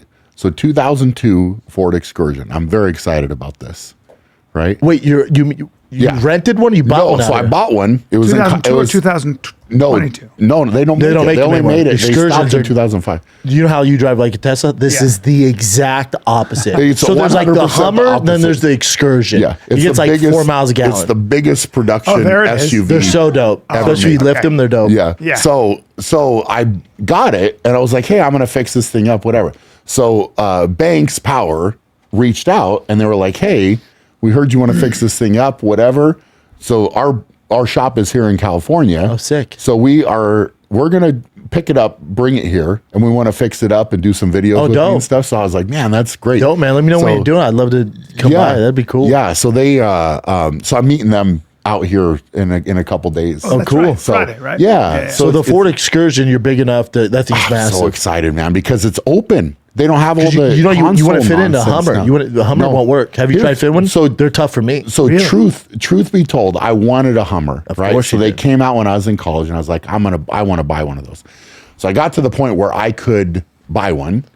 You want like the H1 or H2? So I wanted I like an H1. They're too small as well. But H2, because that was like, all right, in college, this is the, truck, whatever. For sure. So I got to whatever year that was where I could buy one. They had stopped, I think they had just stopped making them, maybe.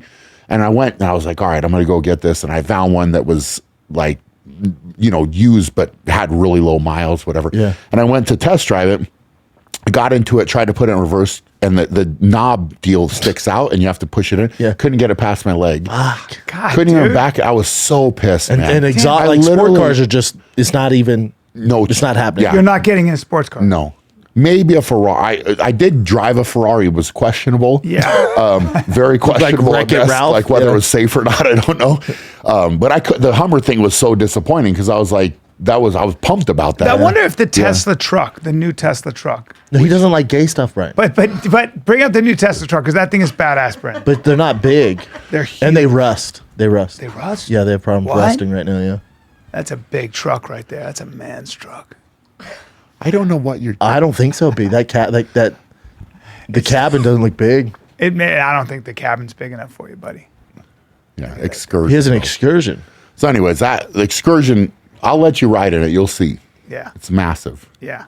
It's absolutely massive. So I found one that was sweet. like they tricked it out. Well, no, so the engine, yes, everything, performance parts. They sent me a picture of the palette of stuff they're putting into it. Sweet. I was like, so it's a 7.3 liter Power stroke, turbo diesel. Yeah. Hell yeah. Yeah, which is like an amazing engine. Yeah, one of the best of all time. It's crazy. Really? So, badass. So I'm very excited. So it was a one owner That's gonna be sick. that I found that has low miles, and I was like, this is like a unicorn, man. So and so they're building it while you're out here. Then will you drive it back or they ship it back? they're gonna ship it back. Cool. Yeah. So we'll do everything at the shop and ship it back. But I'm really excited. Hell yeah, about it. that's gonna be so and then sick. we'll have to work But on you're the a car guy, but body. you can't. It's a like, bummer you can't get into a fucking Porsche or something.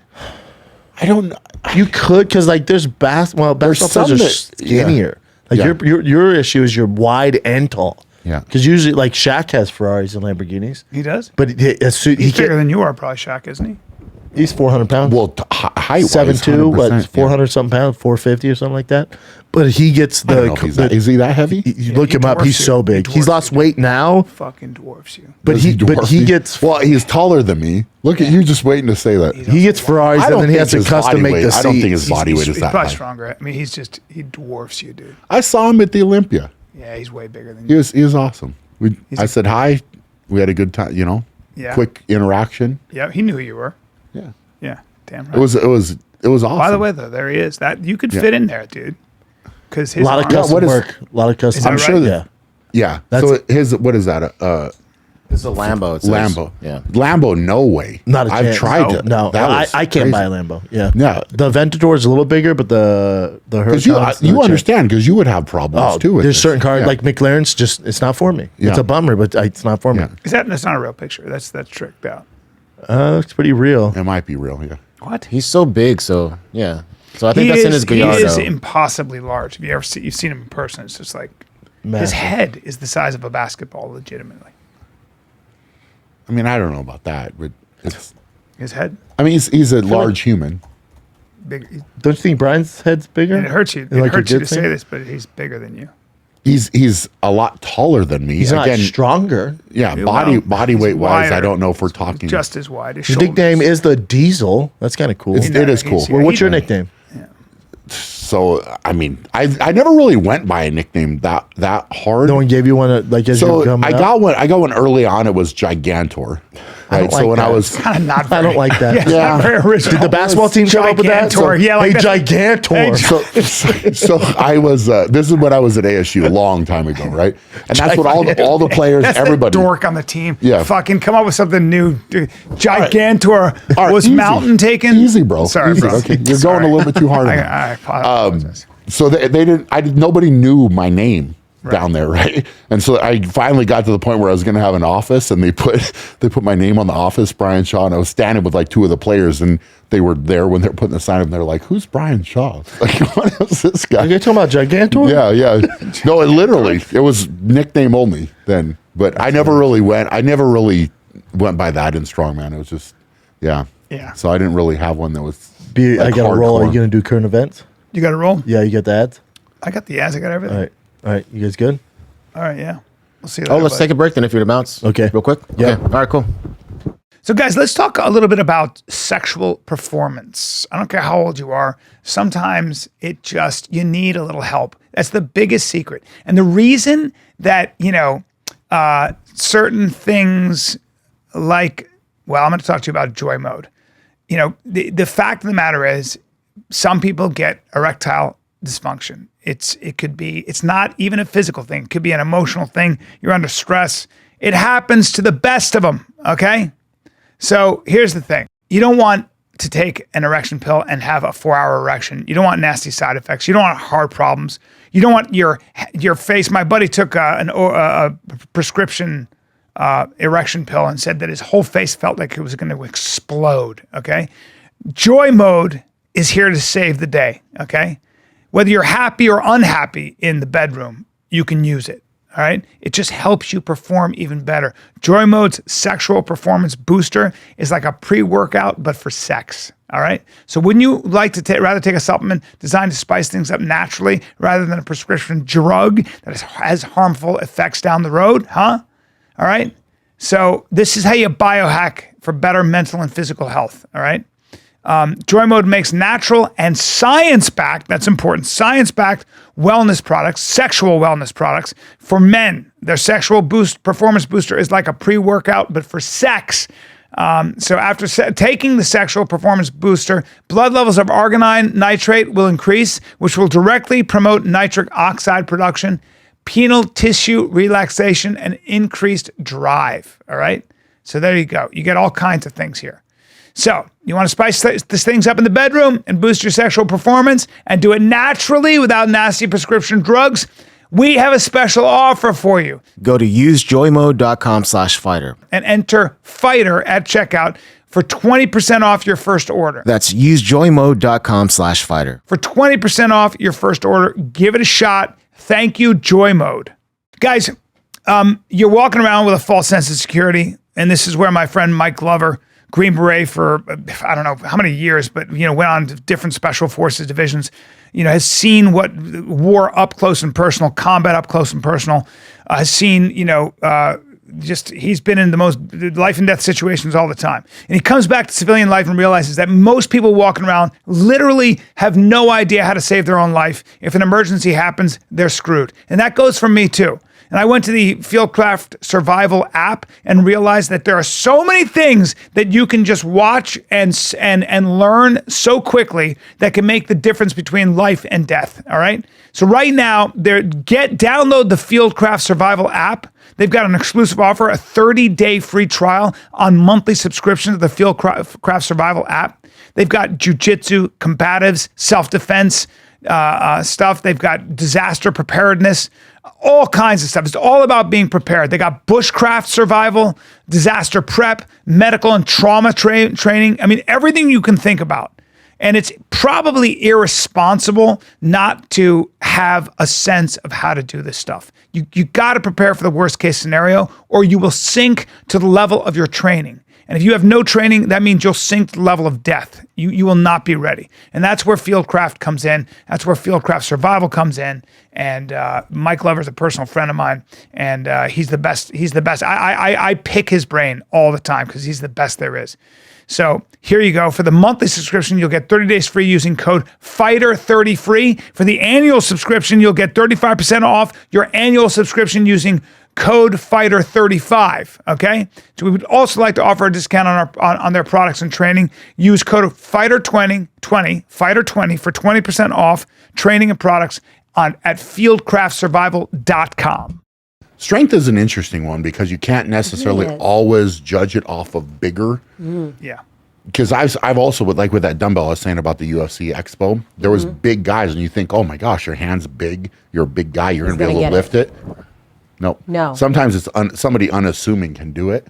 That's shocking. They're like, there's no way you could do that, and they just maybe have worked with their hands or they're crazy. That's just right. have a natural. That's right. Sometimes they've worked with their hands, but there's also like the idea when you can jump really high. Sometimes you can squat a lot or deadlift a lot. I can't remember what it was, but like fast twitch muscle is a factor. Like there are guys who can fast and slow twitch for sure. Yeah. Is it both? I but don't it's know. This is it's fascinating when it comes to strength. Yeah. Right. Like if you were to actually do a biopsy of muscle tissue on somebody to see. Right. And I'm sure that they have done it on different Olympic athletes and that type of thing to see, what. Well, it have to be. What makes Usain Bolt that much faster? There's something going on. I would, 100%. Well, he's genetically gifted. Yeah. Right, course, to do that. So you cannot. You're either born faster or you're not. It's not like you can get faster, but you're not going to be.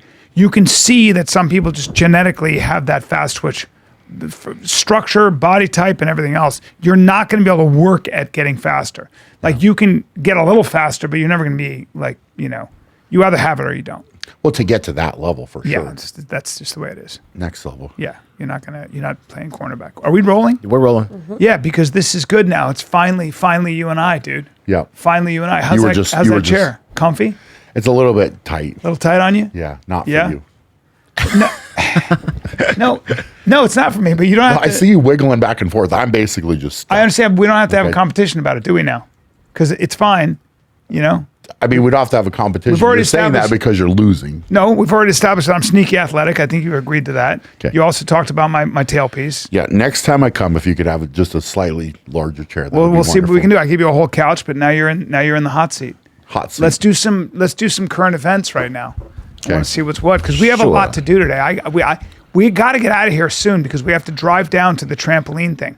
I don't know why. Did you bring that pillow just for me? Yes, that's literally for you. That's your awesome. strong man. Thank you. Brian, Yeah. What? we don't think the trampoline thing's going to happen anymore. Okay. It's an hour and a half away.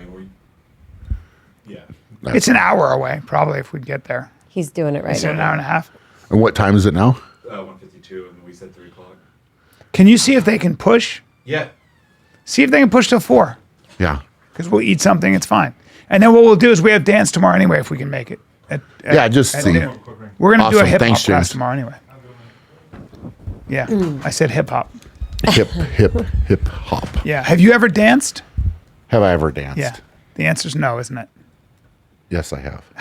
You have. Okay, I have. Now, here's my other question. You consider yourself... Have I danced good is a different question. Okay, that's that. Thank you. Okay. for Have that. I had fun with dancing? Yes, I have. Okay. That's good. Okay.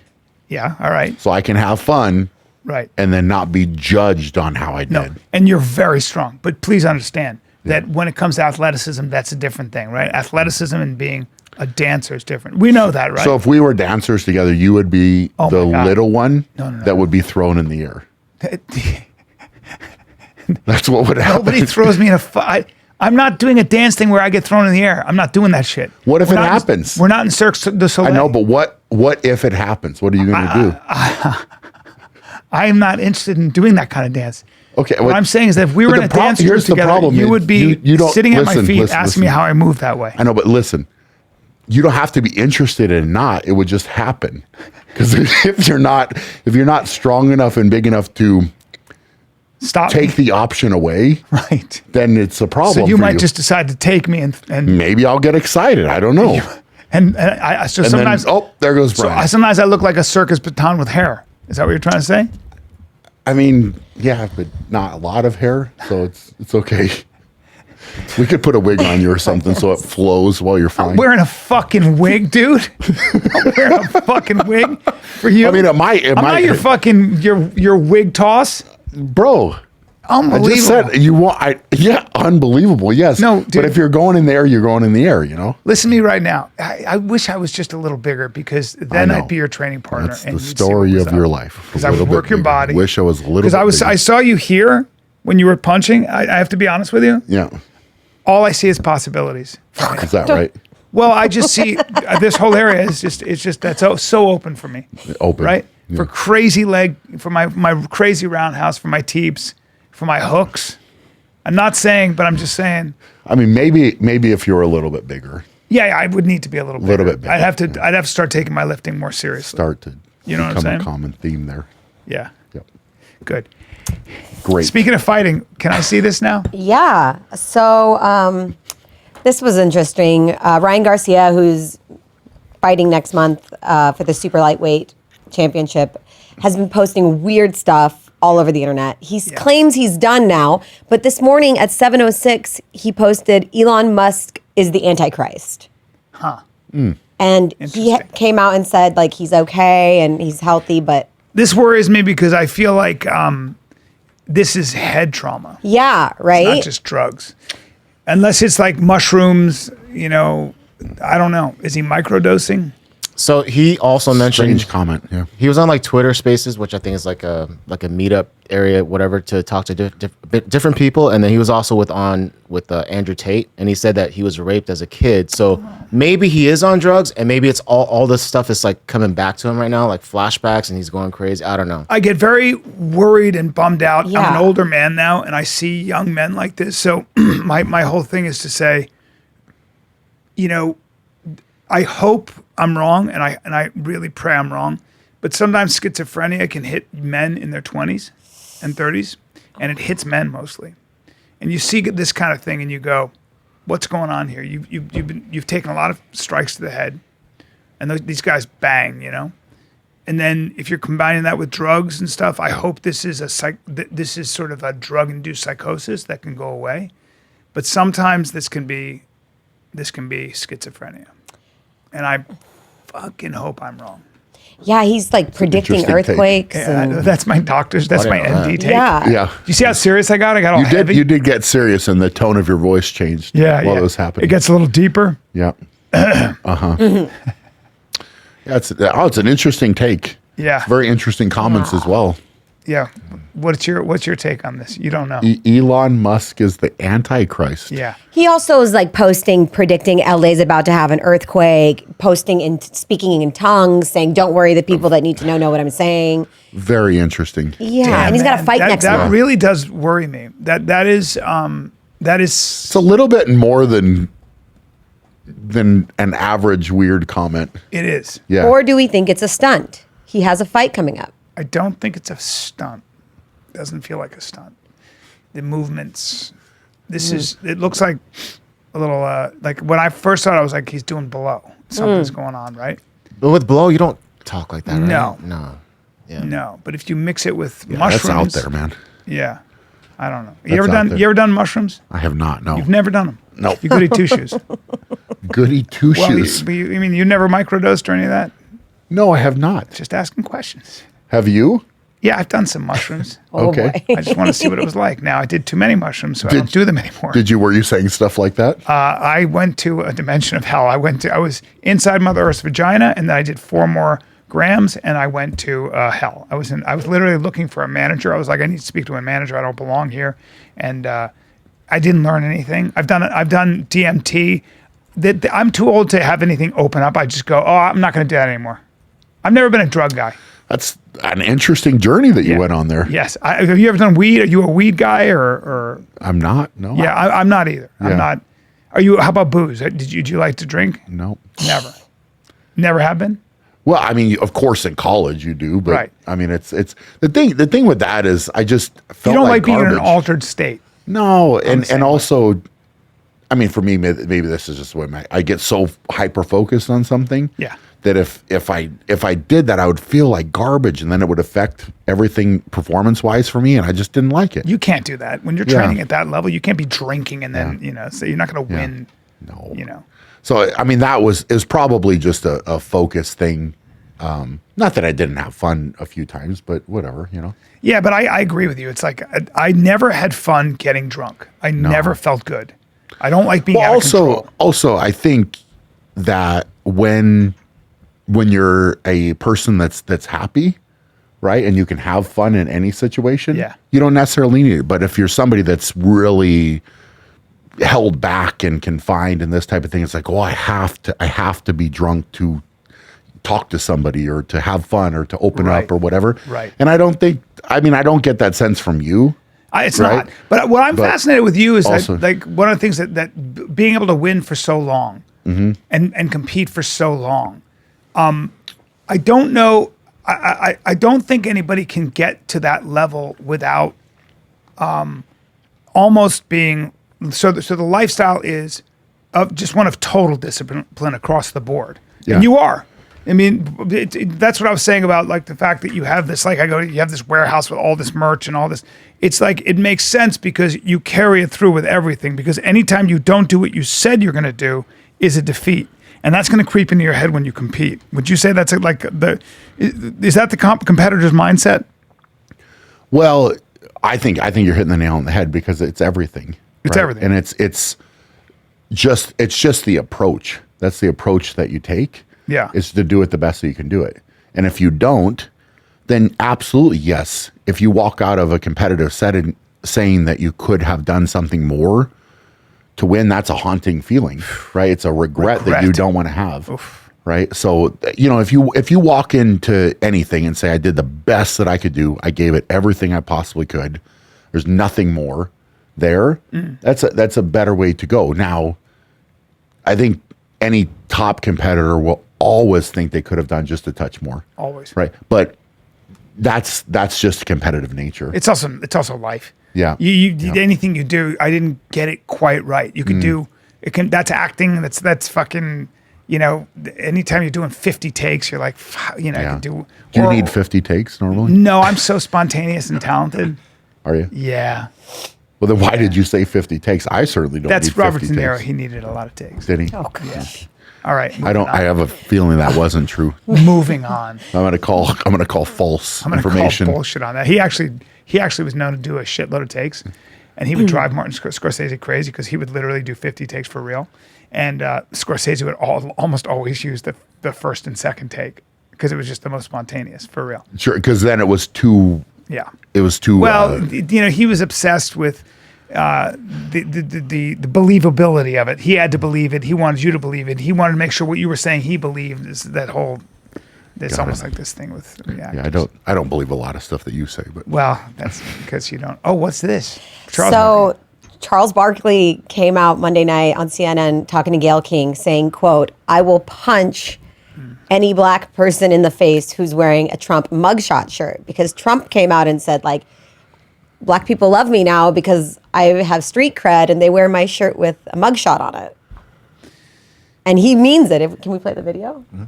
I'm surprised. Charles Barkley said this? Yeah, Charles listen. Barkley's not used to it. More than anybody else. If I see a black person walking around with Trump mug, tell them I'll punch him in the face. Charles, I know, Gail.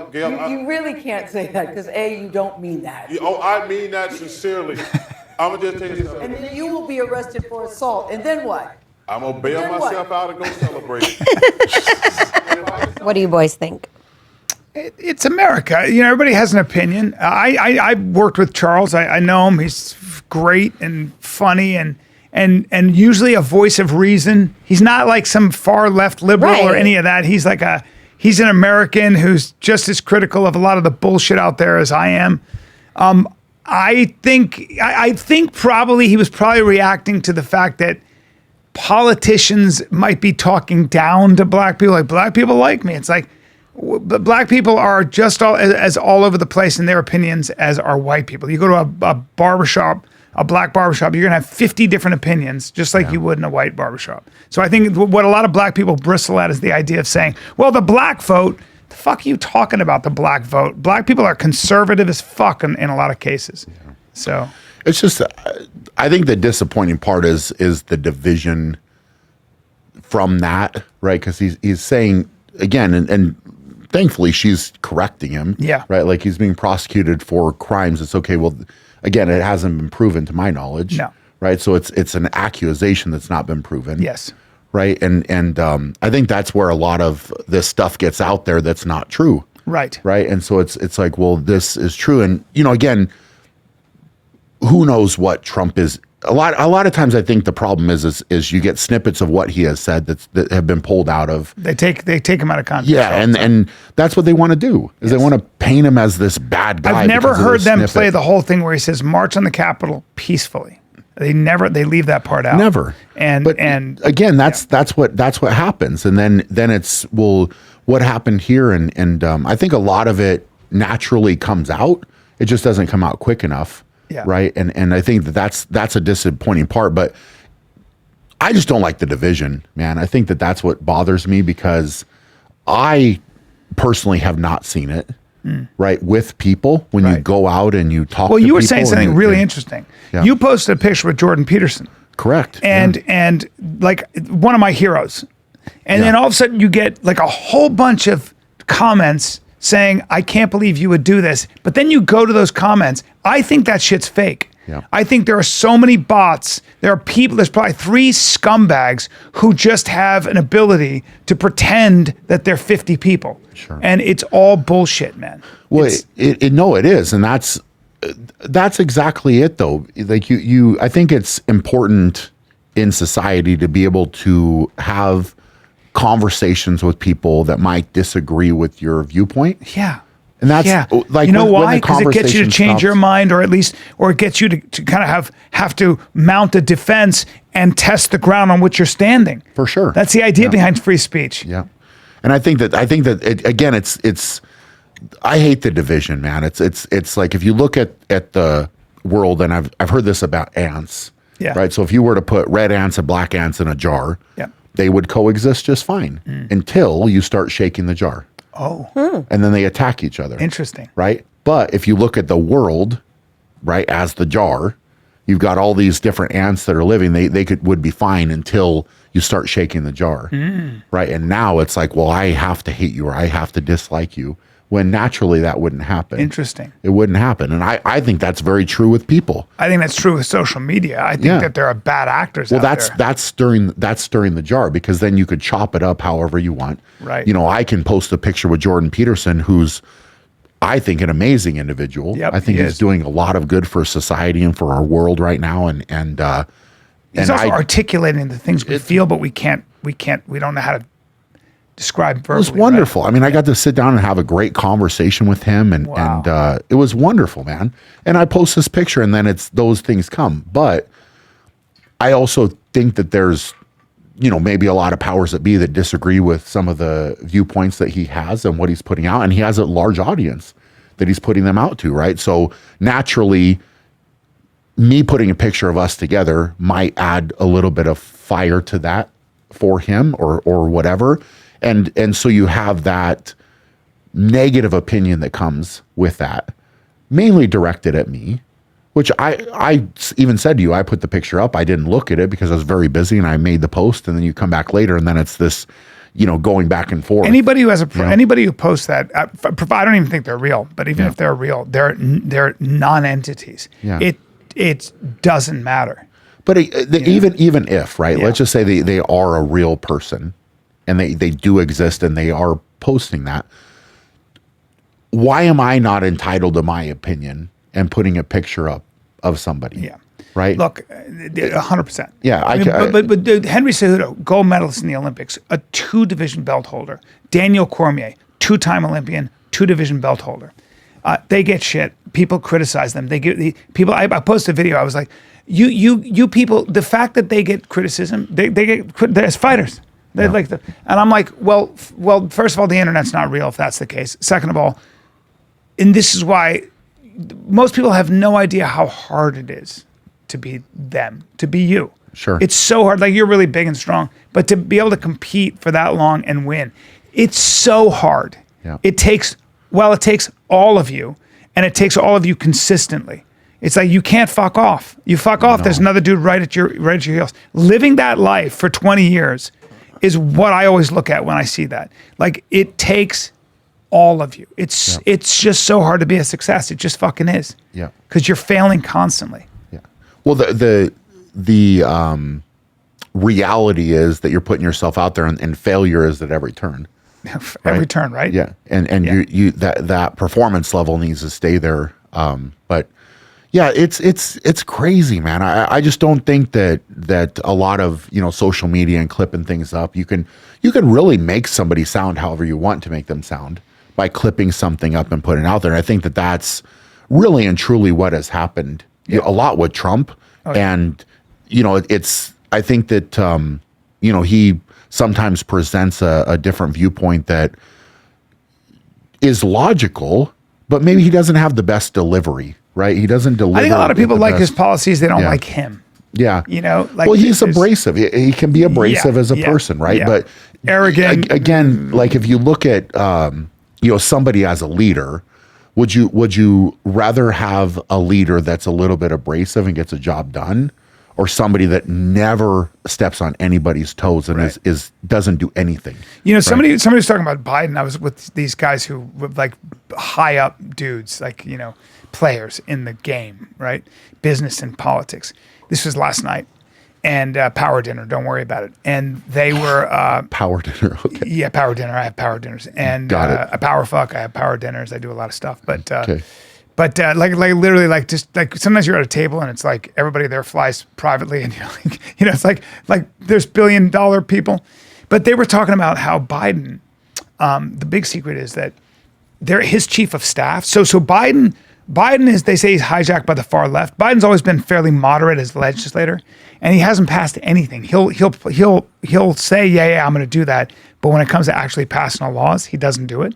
So he's good at that, but his chief of staff is the same way. And they were like talking about how his chief of staff is basically Republican, light, Democrat heavy, kind of in the middle.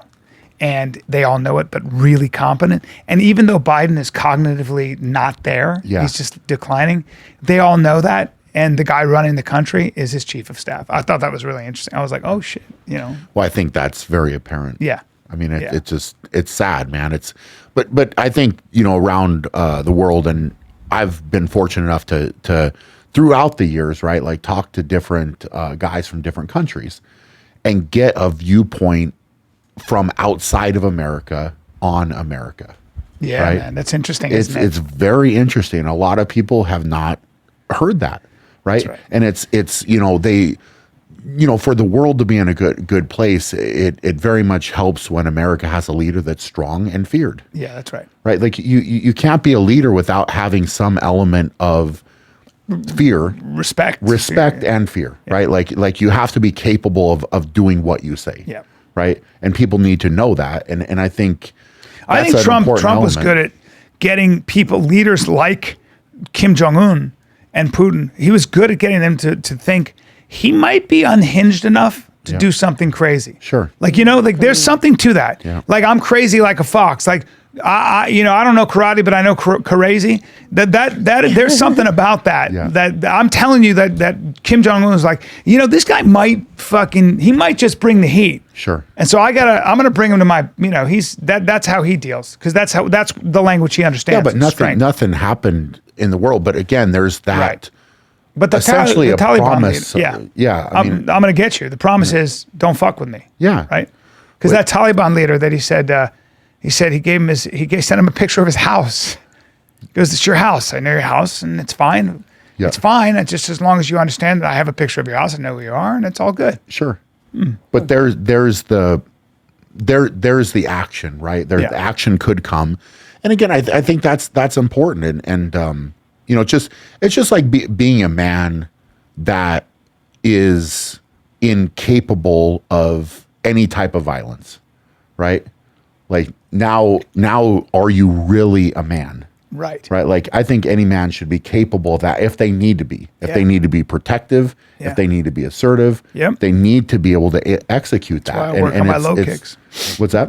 That's why I work on my low kicks. Yeah, you need to work because that area. See that area? Yeah. That's a whole country of possibilities. Yeah. I'm not I mean, saying even though, like, here's the thing. I got you. Even though you're tiny and petite and don't all say that, tiny and petite. I'm a medium-sized man. What I will say is you're capable of something. Yeah, I'm a medium-sized man. Yeah. Like, yeah.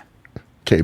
I mean, medium, maybe. No. My back is pretty wide, honestly. What size shirt is that? So this is a medium, but I'm going to be honest with you. There are a lot of shirts that when they're medium. Do you know what size I graduated out of a medium shirt, or what age I should say I got out of a medium? I'd like to know, actually. Yeah, I probably was in like first grade.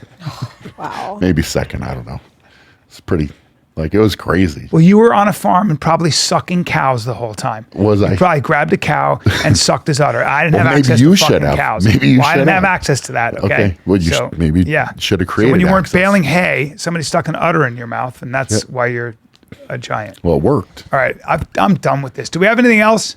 You want this last one? This is a good one. So, neighboring city, Agora Hills, this gentleman is staying at the Venetian Las Vegas hotel. Stung by a scorpion. And a scorpion is in the bed and bites him in his no-no area. What? Oof. Best part, he claims the Venetian comped nothing after this. I don't know. How do you? Did they find the scorpion? Yeah, actually, I think if you hit refresh, you can see the picture. Or scroll down. That one. Because if I had been hard, I would have blunted its sting. Let's wait for the ads to play. It's That a joke. that one. Fell flat. It just fell thought flat. it was If I'd been hard, I would have blunted its sting. Yep. My dick's so hard, I can blunt a scorpion's sting. There it is. Agora Hills man vacationing in Las Vegas. Something bit him while he was sleeping. KCAL News reporter Luz Delia Caballero spoke with him. Damn, he can speak Spanish. What the hell? Man stung by scorpion. The Venetian is known as a luxury hotel on the Sin City Strip. It's kind of weird that Now, a scorpion got up there. It's also known for having unwelcome guests. I was surprised to see that scorpion over there. Yep, you heard that right. A scorpion inside his bed sheets. I went to sleep late at night. Around 8 o'clock in the morning, I was woke up by victim. I like how they make this all Farchi heavy. of Agora Hills says he remembers that very morning heavy, vividly, Yeah. waking up in excruciating pain. Yeah, but you don't look like you have an exciting life, dude. So a scorpion to the dick is probably, Balls. you know what I mean, to the balls. Testicles. It probably spiked his testosterone. It's like smelling salts. Oh, come on. You know what I'm saying? Only to be stung This You is know like what I'm my saying? worst No. fear, going to a hotel. Like, I always rip the bed open. Yeah, because you don't want a scorpion in there. I don't know what's in there. Yeah. My cousin in Africa stuck her hand in her Christmas stocking and got stung by No. in Tanzania, and it wasn't good. Stung by what?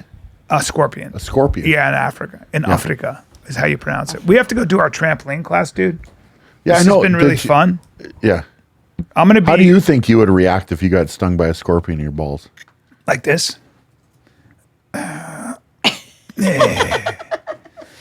Hello, old friend. Hello, old friend.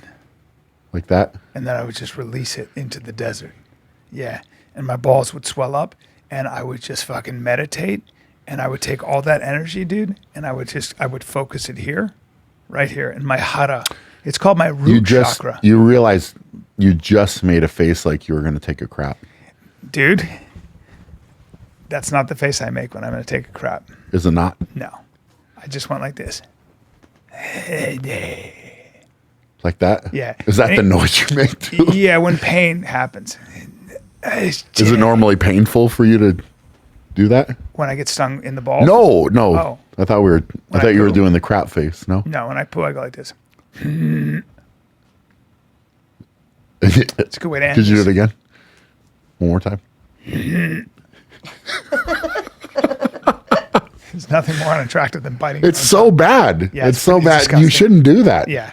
Not during Like sex. or even any by other- yourself, that's bad. Right. That's It's not.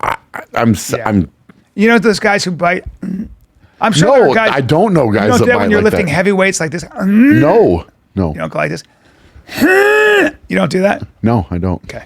Do you wear a mouthpiece when you lift? Do you know that one time, speaking of this, I bit my tongue like almost in half. Oh my God. Do you know that? No. I didn't tell you that? No. It's pretty bad. Fuck. Lifting. No, playing basketball. Oh my God. I jumped and came down chewing gum. Yeah, right? bad. I was chewing gum and sucks. came down and my chin hit this guy on the top of his head and it just popped and my mouth just went numb. Oh, Jesus. Like the whole thing went numb and I was still chewing my gum, right? Playing. And I was like, yeah, something feels kind of wet. And I just went like that and it was just like all blood. And I came out and I had one of these trainers and he was the type of guy like rub some dirt on it. You're fine. You know, that type of guy. And I was like, his name was Tony. I was like, hey, Tony, come look at this, right? I stuck my tongue out and he was like, I got a reaction. Normally he's the type of guy that would be like, yeah, it's fine, whatever. Yeah. He was like, all right, like, that's not good. And so I finished playing the game as you naturally would, right? And then I had to go to the hospital and get my tongue sewn back together. Oh my God. Sewn back together. That had to hurt like a motherfucker. Yep. My parents had come to the game and they came there and the best part was numbing it, right? So like the needles? and they take these clamps. So they take like the end of it and they just clamp it so you can't move it, right? And then you have to watch like the needles go into your tongue. Dude. Yeah. That's not a good day. Yeah. But my mom did not do well with that. No, that's not a good So day. she passed out. She did? Yeah, at the hospital. So then they had finished sewing my tongue back together and then we had to wait for her to get out of the hospital. Yeah. Hospitals deal with some crazy shit, and that would be one of them. Brian Shaw's tongue. And It was good. you have a thick tongue. Yeah. Big tongue. Yeah. But I mean, Is it a long tongue or is it a short, flat tongue? I have a good tongue. Yeah? Yeah, I have a good one. It's fine now. It grows back together. Is it a longer surprising. tongue or is it kind of a disappointing short and fat tongue? That's a small tongue. Wow, there you go. That's a very, very... Let's see your tongue. That's a mediocre tongue. Let's see it. Like that's any... Look at yours. Yeah, but mine is big for my face. Yours is... you have a mini tongue. I don't have a and that's a fact. Listen, bro. Here's the I don't thing. care. If your tongue is too big... Yeah, you've seen these guys with the tongue too big, and you can't even get it in their head. It's not good. But it's a small tongue. It's not a small tongue. You know what I mean? My tongue got so. The point is you can be a giant, and not everything on your body handled has that to be very that well. big. I can only imagine how horrible you would have handled that if your tongue was bit in half. I would have gone like this. Brian. Yeah. That's not what you would do. You weren't doing that when I was explaining Watch about this, ready? the. I would have gone like this. This is war, and then I would have won the fucking game. We won the and game. I would have sewn my tongue. I still played in the entire game with my tongue. That's good. Yeah. That's good. That's called perseverance. Yeah. Look, we got to go. It's been a long podcast. All right, dude. listen to me. I just gave you the best story I think that you probably have ever It was a heard. good story. All right. Thank Don't you. say the best. Don't be. It was competitive. pretty good. Listen, Thank guys. Tulsa, Oklahoma, March 15th, 16th, Bricktown Comedy Club. Brian Shaw will probably open for me now. Come see me. And then I'm at Westminster, BC, in Vancouver, basically, House of Comedy, Friday, March 21, 22, 23. Then the Brea Improv, April 19th and 20th. Brian, well done, sir. Yeah, go check Brian out. He's actually funny. See that? Unlike today. Well, yeah, today we had He's better. You're better in that setting. I've seen you. Dude, I was perform live. in a position of listening, okay? No, you did great. I'm giving you a compliment. You can't take a compliment? I can take a compliment. You did a but now great you're telling job. me my stand-up isn't, my podcasting is. Yeah. No, this was okay. That's even We had better. to cover some ground. I know, but you do a good job in person. Thanks for the tongue-biting story. Yeah, you're welcome. Thank you. This has been Brian Shaw, 4-time strongest man in the world. We had a great time. It was a good time. Yeah, it's fun. 4-time, right? 4 times, current strongest man on earth. You're current. Yeah.